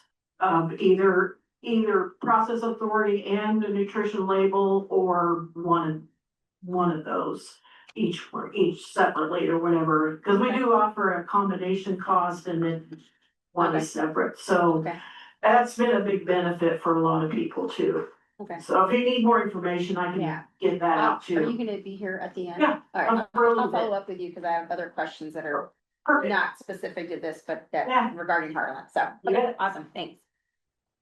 All right, that's all the time we have for questions. We did receive something in the chat. Just many thanks to Karen for all the hard work you put in over the years. Yes, in case you don't know, I'm retiring in August.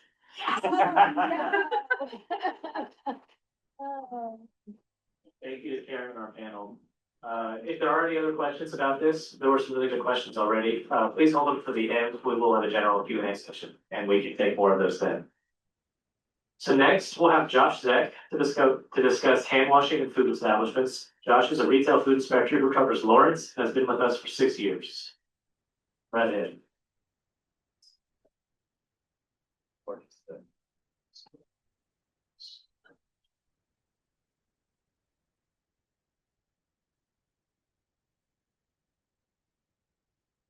Thank you, everybody for joining us today. Today, we're going to talk about hand washing.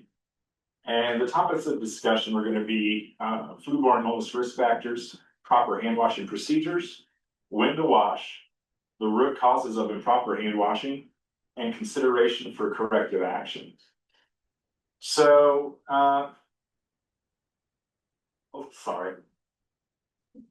So the CDC, they have found that there's 5 risk factors that contribute to foodborne illness.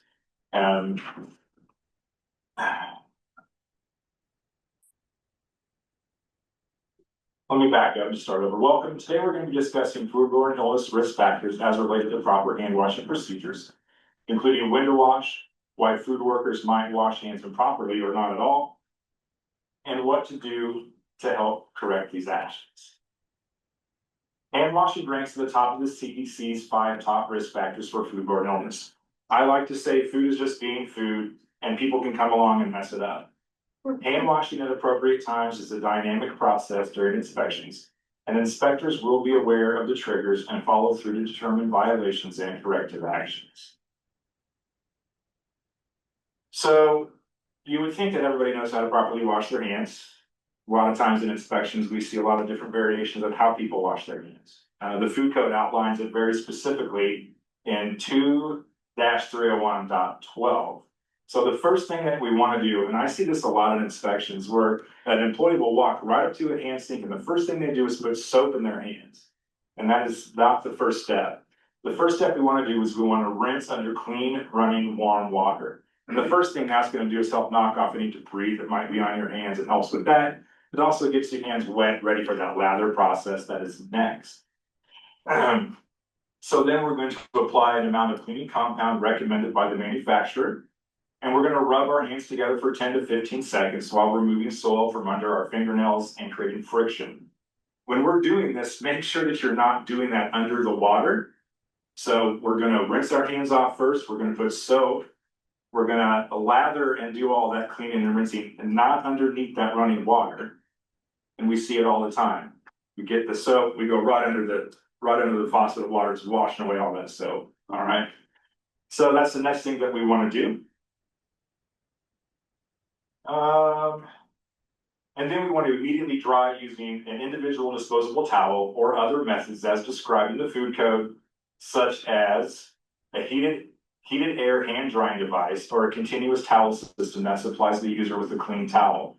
I will tell you, the heated air hand drying devices, they are available and you can use those, but people aren't going to use those.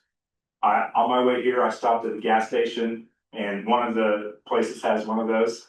And I'm washing my hand and I don't know if the guy didn't know what it was, but he washes his hands and looks around. That's all they have. And he just washes on his hands.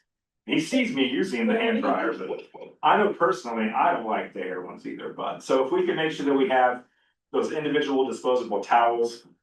And I've also come across a few instances lately where people are using cloth towels and they're reusing that cloth towel. We cannot do that. Bacteria can harbor in those towels over time. So we want to make sure that we have that clean towel. So there's also many times throughout the day that we need to wash our hands. Employees should follow this hand washing procedure after touching bare human body parts other than their clean hands and clean portions of exposed arms. After using the toilet room, the food code actually states you're going to wash your hands in the toilet room, and when you come back into the food prep area and work with food, you're going to wash your hands again because your hands could have been contaminated on the way from the bathroom back into working with food. Okay, after carrying or handling service animals, after coughing, sneezing, using a handkerchief or disposable tissue, or using tobacco, eating or drinking, after handling soiled equipment or utensils, during food preparation as often as necessary to remove soil and contamination, and when switching between raw food and working with ready-to-eat food, and before donning gloves to work with food, after engaging in activities that contaminate the hands. The tasks are listed and presented on the slide and also in 2-301-14 of the 2017 FDA Model Food Code. So the biggest thing about when to wash our hands is it can reduce transient viruses and protozoa by 2 log and transient bacteria by 2 to 3 log. Now, pay attention to this one right here.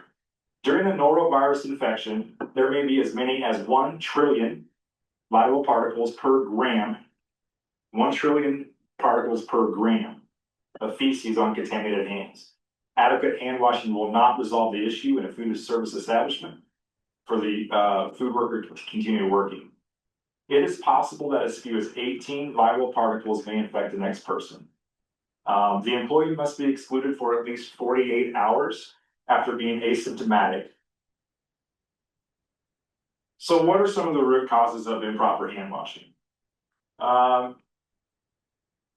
Biggest thing can be people, equipment, economics, and processes. So when it comes to people, like I said, food's just being food, and then people can come along and mess it up. So if we have a lack of a food safety culture, if we have no active managerial control, if we have language barriers and high employee turnover, these can all contribute to improper hand washing. And we have to make sure that we're training our staff as well. It all starts with you all with your food safety culture. The minute everything that everybody does the minute they walk in that door to when they go home at night, we should be thinking about food safety. And as far as the lack of managerial control, as a manager, your mouth should be one of the most tired things on your body at the end of your day because you've been doing so many training and talking and teaching. Another root cause of improper hand washing can be equipment issues. Hand washing sinks that are used for other purposes or inaccessible to employees can contribute to inappropriate hand washing at appropriate times. Hand washing sinks that are accessible, appropriately stocked, and in good repair are essential to encourage proper hand washing.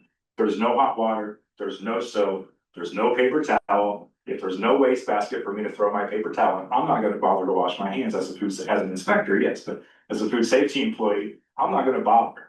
I'm busy. I got things to do. So if we make sure that these facilities are set up correctly, it's going to encourage proper hand washing. Well, let me go back. The other part of that too is poor facility layout. So when you get licensed for the KDA, we're going to be looking at your hand washing and sinks and things where they're placed. Sometimes things get overlooked. So if we have if I'm washing dishes here, but my hand wash sink is way over against that wall, I'm probably not gonna be doing a lot of hand washing. So making sure that your layout and everything is looking good there. Another root cause of improper hand washing can be economics.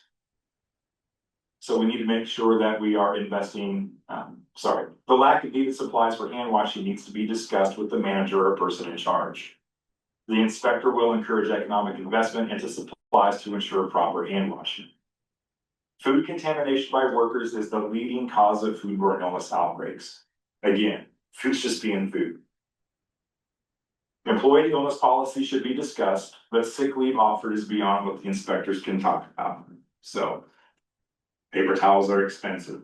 I get that. Gloves are expensive. I get that. But so is losing your business potentially because you made a bunch of people sick.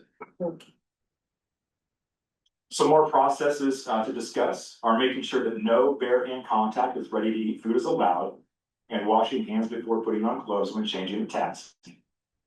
We want to make sure we're keeping fingernails short, clean, and unpolished, allowing plain wedding bands only, and making sure open cuts and burns are properly covered. Also making sure employees are washing their hands when appropriate, not allowing sick employees to come to work, having a designated area not around food for eating, drinking, chewing gum, and tobacco use.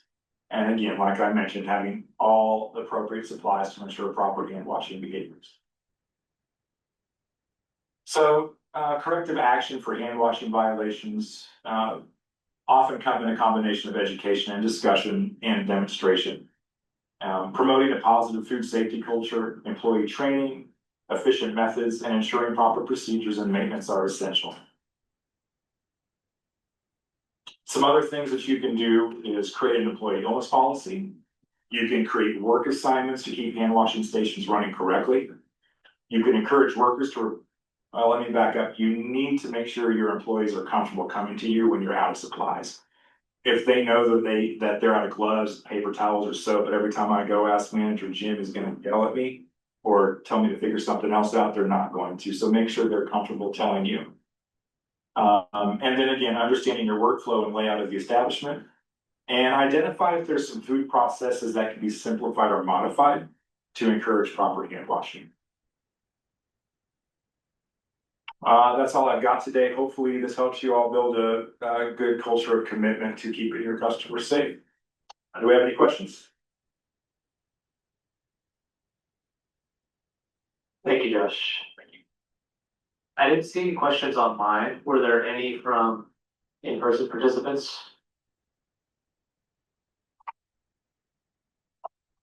All right, we'll give it up for Josh.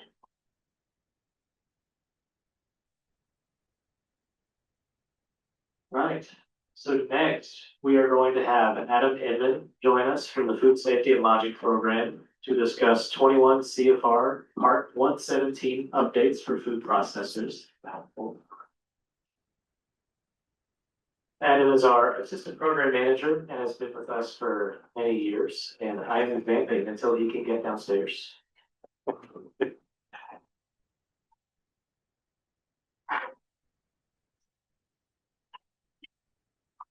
Wonderful time. Thank you.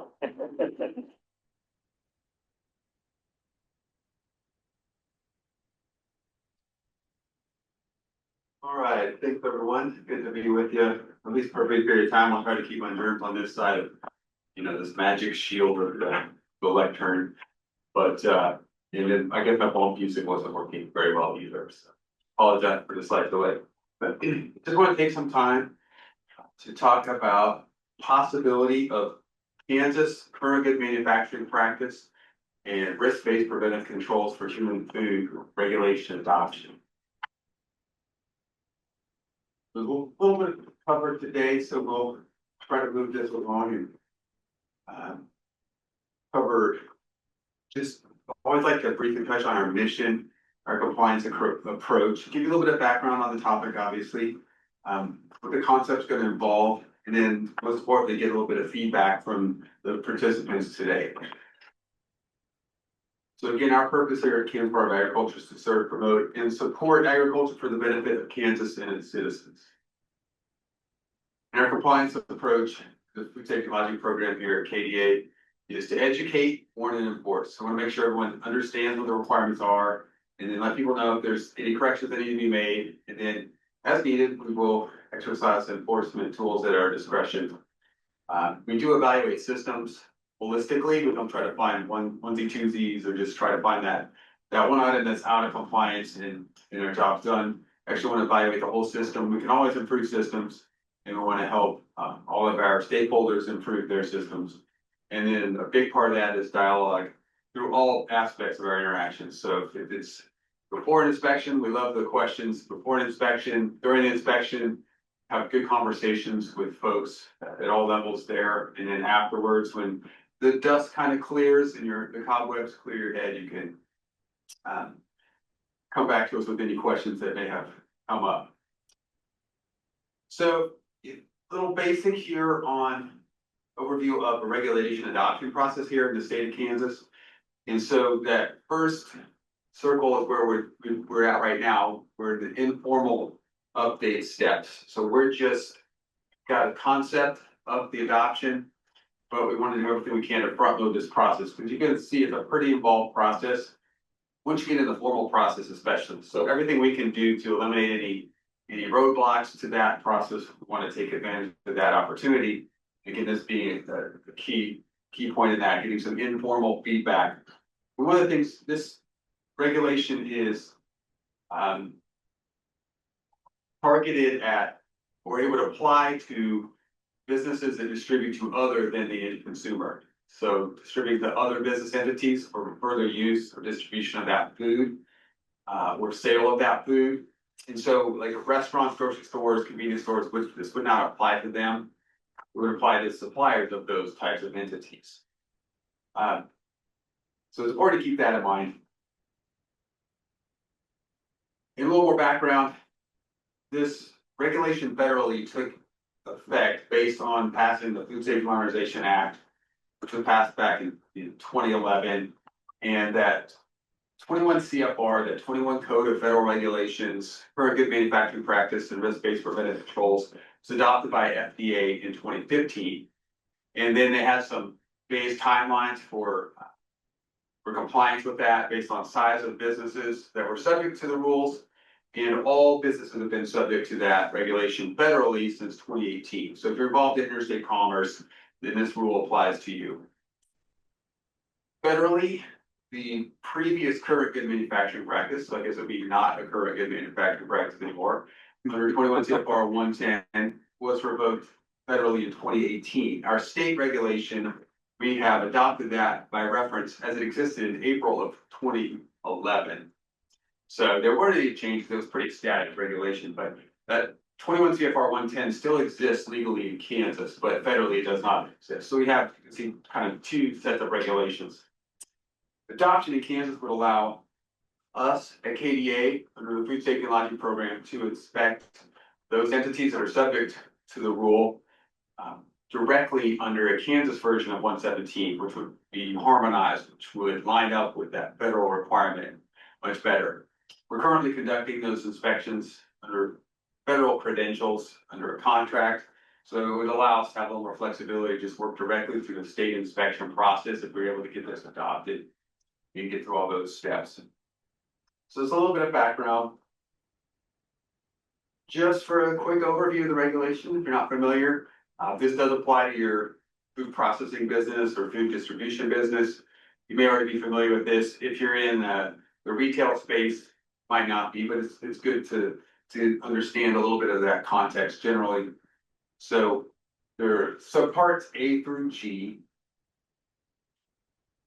And if we shift into a Kansas viewpoint of what that involves, so of course we would update any terms to match definitions in Kansas law as needed. So one example would be definition of food is defined differently federally than it is in Kansas. So we would need to, for the Kansas version, rely on the Kansas statutory definitions of terms such as food. So we identify all those and get those lined up for those.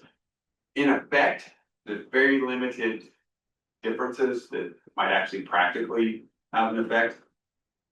But we just need to make that happen legally. We proceed with this. Any exemptions federally in that regulation and rule would be mirrored in Kansas, because we want to align. So we don't want to apply it to someone who's, doesn't have to do it federally. We wouldn't want to apply it, make them go through that barrier if they only operated in Kansas or they were otherwise exempt. So it would only apply to those businesses where it would apply federally. And one update under Kansas Subpart A, which is sort of general provisions, is that it's a little hard to see there. Includes a requirement for training. Before it was should be trained, in the updated requirement now says generally, if you're working with food, you need to be trained at the appropriate level for that job and that responsibility that you have working with food. So it changes that from a should language to a shall or must. Subpart B, this would probably affect most businesses, food businesses in Kansas. This would be for smaller ones that might not be directly, they're not large enough to be subject to the full weight of the regulation. So this replaces our, would replace our current good manufacturing practice under 110 and Subpart B under 117. It would add an allergen control requirement for food allergies for the 9 major food allergens. And then again, these should statements were changed to must. So some of them was, an example there, non-food contact surface must be cleaned. Previously or currently under Kansas regulation, it should be cleaned as often as necessary to, prevent contamination. Just kind of cleans up that language, it would clean up that language a little bit. So in Subpart B, this was the major change in the regulation space for human food in interstate commerce. This does already apply to any business in Kansas that is operating in interstate commerce as determined by FDA. And US FDA takes pretty extensive steps to connect those dots. So, but again, it's at a particular size. You have to be fair size to be directly covered by the Subpart C. Smaller businesses would have modified requirements that are manageable. So that's the big one. I won't go too far into that, but there's probably the largest section of what Kansas adopts would be. And again, it already applies to to businesses if they're operating in interstate commerce. And we would just mirror those requirements, Kansas level. Subpart D mentioned those modified requirements. So if you're a certain size, smaller businesses and or lower risk operations have modified requirements under this regulation federally, and we would just bring those over to Kansas and do any tailoring that would be necessary. For example, one thing that would be tailored is you're supposed to file an attestation that you're a qualified facility, file that with the FDA. Just say you're already filing that with FDA, you would just have that handy. And if we need to look at that on request, we would take a look at that. That's kind of the initial vision as we would see it for that specific example. Subpart E does allow for withdrawal of qualified exemption. So this will be a mechanism to remove that exemption based at the tailoring for Kansas would be to base that on the Kansas Administrative Procedures Act, give due process to the business. And we would only pursue that anticipated in significant non-compliance situation or if the business was associated with an illness outbreak.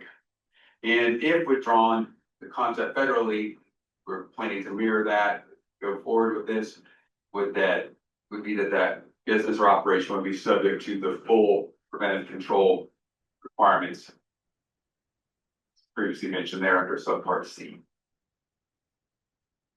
Subpart F spells out the records that would be required to be kept under all subparts. Subpart G, this one's a little bit tricky to get tailored to Kansas because it does talk about the requirement for businesses to look up to their suppliers and make sure that their suppliers are providing safe foods in compliance with various requirements. The main one that was tricky for Kansas is recognizing foreign supply chains because those do come into Kansas. And so the initial plan for that would be to accept FDA recognition of foreign food systems. So if FDA says, well, we can just accept that country's food system as equivalent, and that's fine. Otherwise, there's some supply chain steps you need to do in attestation. So this is one that might have a little bit more depth that we could wrestle with. There might be a few more legal wranglings to get the wording exactly right, but we would plan to mirror that and make it fit. Again, this requirement applies to folks operating in interstate commerce currently at a certain level. All right, so that is the nutshell of the PC regulation, and then talking about how we were hoping to see that if we could do this, this would allow us to inspect under our own credentials, have some advantages. We think it would be easier for food businesses to align, have that just basically one set of regulations in effect to operate under both federally and under state authority. But this is the time where really the most valuable part, I think, of this presentation be to see if there's any comments from anyone. Love this idea, I hate this idea. You should do this, you should do that. We've got a couple comments. So I have a question. So I have a project in the work to have an incubator kitchen as a part of a bigger community project. Question I have is, the participants in the incubation, would they need to have separate license, or the kitchen, the program, the incubation program, the license we get for that suffice for those individual businesses? Yeah, so historically, there's always been the option that an incubator kitchen could take on responsibility for the businesses that they're helping to foster. But until one incubator in state came online a couple of years ago, no one really, once they got into the legalities of it, they weren't really wanting to do that. So we can definitely have that, help you navigate that process and make a decision of what it would be. So the current example that we have that has taken that on, they'll say, I think they're doing like a 60 or 90-day program where they serve as the licensee. 6 months to a year. Yeah, you could do it as long as you want. It was just, that was where they were comfortable with kind of the risk position of it. So yeah, definitely can navigate that. Most of the time, all other instances of incubator kitchens, it's been based on if the person, they didn't want to take on the liability at the kitchen level, the facility level, and if that person, that operation was required to be licensed, then they would get their own license in that facility. So we have many, in fact, most incubator kitchens that have licensees in them have multiple licensees. But that's a business question that's outside of the legal requirements. But yeah, we can help you navigate any question with that and connect you with some other resources. Thank you. I have like clarifications to ask you, but then also some questions. So, what you were explaining to us, this is what's being proposed, or this is what is going to happen, or kind of trying to, Yeah. so that was my first question. Yeah, totally exploring that possibility. Okay. We've had it on our list of want-tos for quite a while to try to align that again with the federal requirements and Okay, get the state when it occurs. So it's totally the informal initial feedback process. Okay. But we've got a draft out there, just aren't ready to socialize it yet, but we just wanted to conceptually see if there was some feedback. One of the things with restaurants, we have some stakeholder groups that are a little more organized. With the food processing space, food distribution, there's a little more disparate. There's not kind of like the state organization for that or association for that. So we thought this would serve as, it's one of those informal outreach opportunities.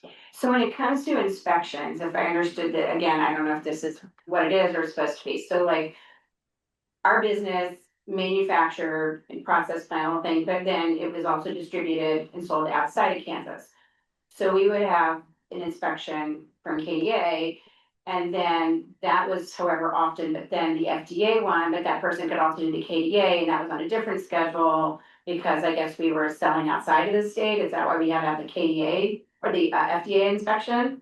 Was that the reason?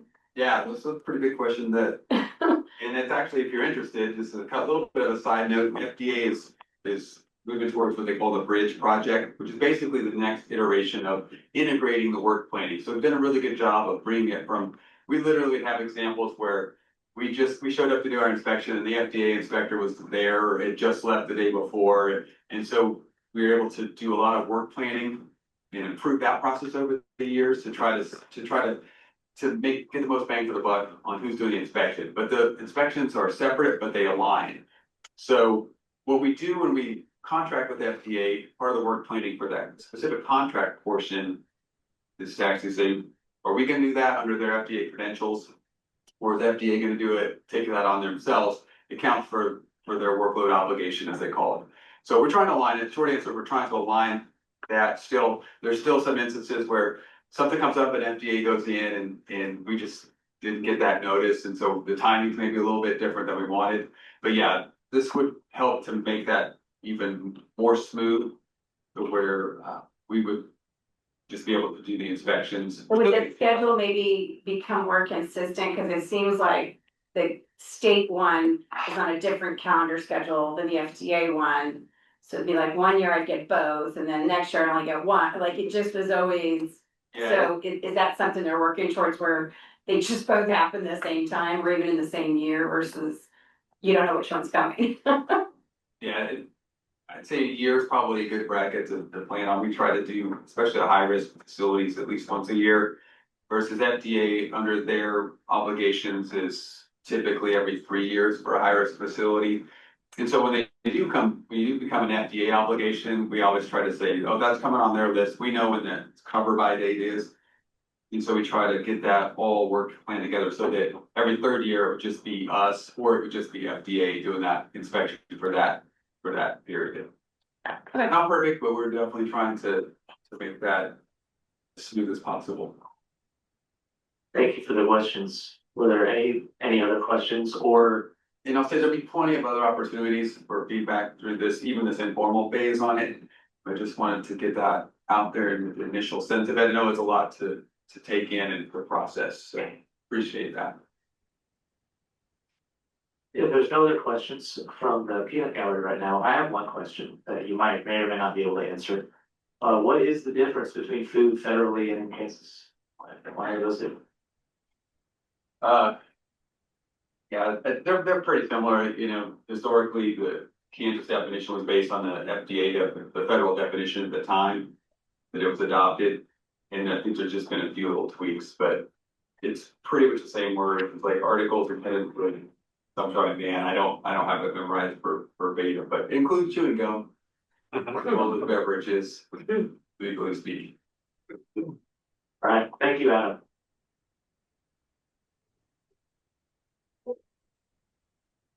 Around outside. In a less contagious environment. If anybody has any other questions. Thank you. All right, now last but certainly not least, we're gonna have Jamie Spencer with our Dairy and Feed Safety Program to discuss pet food labeling modernization. He's our technical specialist for dairy and feed.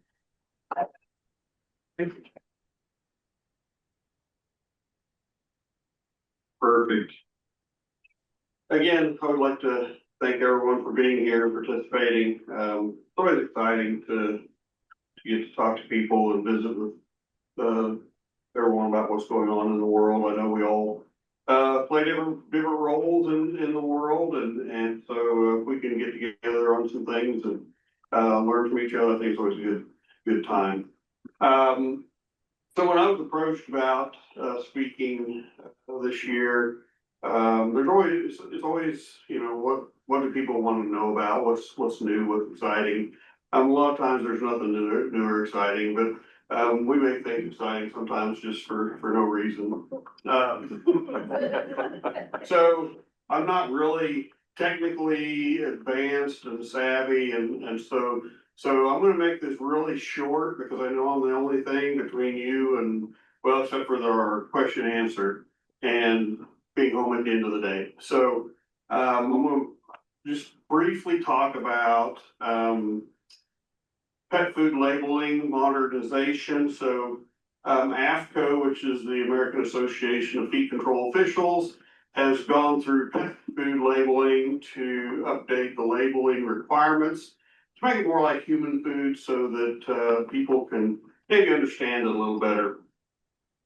So the label, as with human food, pet food, it's a means of communication between the manufacturer and the consumer. It contains all kinds of information about the product, such as what's in the product, what kind of nutritional guarantees it may be, and for animals, you know, the intended species, or safe handling instructions, what kind of ingredients are in there. Which is important because there's a big difference between the nutritional requirements for a cat and a horse. So knowing what you're feeding is important. So the animal food is required to have some basic information for consumer, which I'm going to call the consumer the person buying the food, and not necessarily the animal, because they have a hard time reading. So the label can help them choose what kind of pet food that they're going to purchase. All right, so it's very similar to human food, but the product name, brand name, purpose statement. So is it for an adult cat or you know, puppy? Quantity statement, how much is in this particular package? Nutritional facts, again, depending on the needs of your animal as to what you're going to feed it. Ingredient statement, feeding directions, how that feed should be fed, name and address of the manufacturer, distributor, and handling and storage instructions when appropriate, especially for raw or frozen pet foods, and how to handle leftovers or unused portions. Recently, raw milk has been allowed in pet food. With that, though, there are a few things that have to be maintained, and it must have the warning statement, not for human consumption. This product has not been pasteurized and may contain harmful bacteria. Pet food sold in the state of Kansas is required to be registered in the state. So manufacturers or distributors are required to register their products annually. We have a label review specialist that reviews as many labels as she can get through. And then today I just want to address a few things that we see commonly on some pet food labels.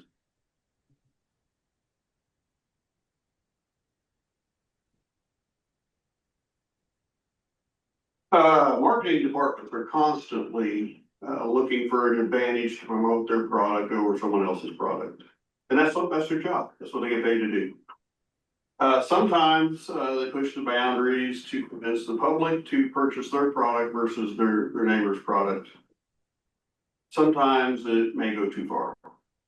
So we try to keep a level playing field so that all the manufacturers and consumers are playing by the same rules.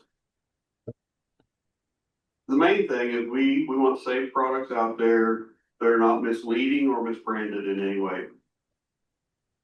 So one of the big issues or topics recently that we send back for revisions on labeling are drug claims. Nutritional function versus a drug claim. The definition of a drug is any article intended for use in the diagnosis, cure, mitigation, treatment, or prevention of a disease in animals other than man, and articles other than commercial feed intended to affect the structure or any function of the animal's body. Keywords that we look for are improves, increases, or helps. Or those types of words indicate that something is being treated, improved, or prevented, or cures if they happen to have a certain ailment. And so those words are indicative of a drug. On the other hand, words like supports or aids would be a nutritive function claim. So if it says that it supports healthy joints versus improves their mobility. So those are some of the things that we're currently dealing with. So therapeutic diet claims are allowed when the guidelines are followed. A therapeutic pet food is a pet food that is intended to be used under veterinary supervision only. These are foods that are intended to treat specific conditions cited on the label and are not available to the public except through a valid veterinarian client-patient relationship. Ingredients must be listed in order of predominance and must be identified by common or usual name. The ingredient must be listed in AAFCO official, common or usual names and definitions of feed ingredients, except any ingredient which no AAFCO definition exists shall be identified by the common or usual name. So if you have a new ingredient for which there is not a definition, you can go through the AAFCO process or through FDA to get an ingredient approved. So descriptive terms may be used, and descriptors include, but are not limited to, light, reduced, less, or low. One must meet the requirements for such claims. When comparisons are made on the label, the name of the compared product and the percent of reduction, for example, for a label for low fat or adult formula light, and then behind that would say as compared to whatever formula. So handling and storage instructions and graphics have changed for pet food. And they are appropriate for certain foods depending on what type of food it is. So it may say on your pet food label, separate from human food. I know we like to think that our dogs and cats should eat the same food we are, but nutritionally it's not the same. Shouldn't be. They require different things. So it may also say refrigerate unused portions or discard it. Keep out of reach of children. And keep frozen are some of the instructions on the graphics. And there's going to be new graphics that are going to be very similar to what you see on human food. The handling and storage information is meant to be a gentle reminder to the general public of possible health concerns for humans and their pets if improperly handled. So AAFCO has developed guidelines for dental related claims as far as natural and human grade. Again, the labeling should not be deceptive in any way. It should not try to mislead the consumer. Labeling is important for consumers and manufacturers alike to be the communication medium between the parties. The new updates to the pet food labels from the Pet Food Labeling Modernization Act will hopefully bring more clarity to pet food labels. Pet food labels can still be used following the old guidelines. So if your business is currently making pet food or pet food ingredient, the labels do not need to change today. We are allowing companies a transition period until January of 2031. So there's some time to make this all happen. Currently, we are not accepting combination labels, so some of the old, some of the new. So if you got the old, keep using the old, work on the new. If you have new, that's okay, we're gonna accept those too. Now, this was kind of a 30,000-foot view of pet food labeling. Of course, it's a lot more complicated than maybe what I made it today. Lots of intricacies, nuances, and details.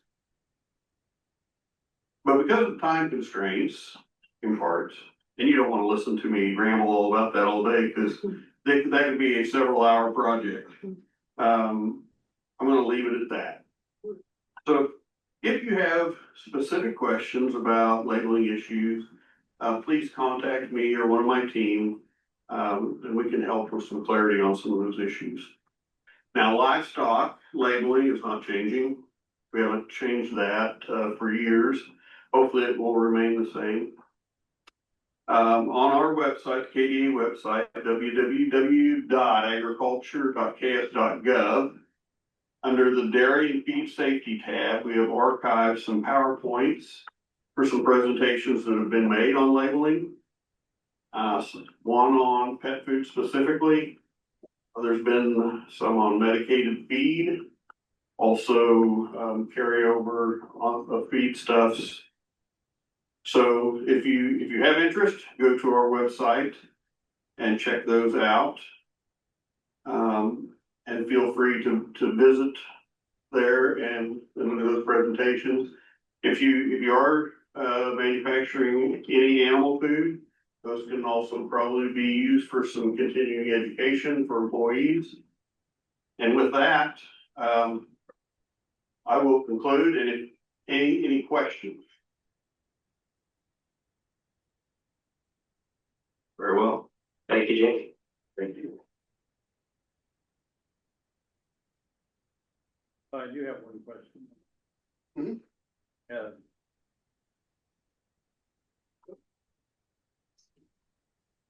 Are most states, adopting the APCO rules? I know it's kind of a patchwork, but are most states pretty much following that? As far as I know, yes, they are in some sort of transition to accept those. I don't know of any that are not. I don't know what their timelines are for sure, but. Right. Thank you for the question. Is there anything online? All right. So thank you to all of our speakers that we had here today. As we wrap up today's meeting, we did set aside some time dedicated to general questions for our KDA staff. So it doesn't have to be related to something that we discussed today. It could be something that's been bugging you, a general question or something that we did talk about.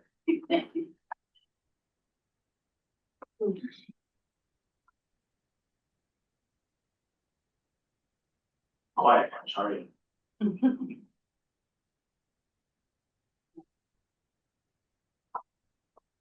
So do you guys have any resource, well, I guess maybe you, for agri business, like for, just answer the question.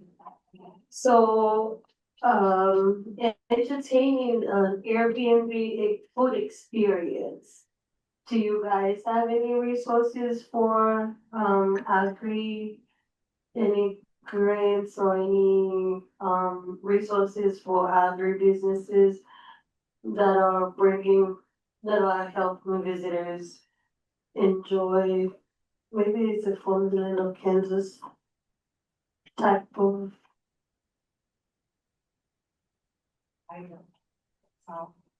Food that are made here in Kansas for visitors to enjoy. Might be from Yeah, that might be coming from the land of Kansas. We'll, we can follow up with you on that, if we have anything that's already developed. Good question.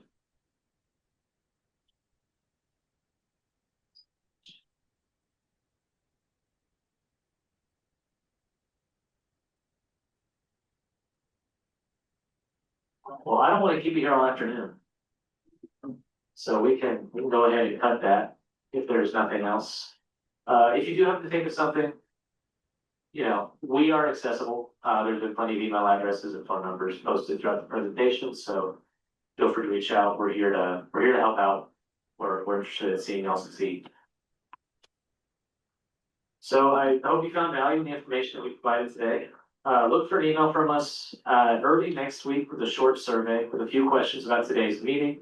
We'll also have those resources that we talked about, especially from the panel, and then the link that Becky had shared about the FDA resources for food defense.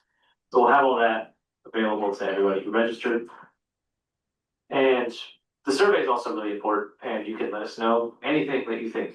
And all the feedback is helpful. We use it to help make next year's meeting even better. So we really appreciate hearing from our stakeholders. And we appreciate those who were able to attend and interact with us during the meeting.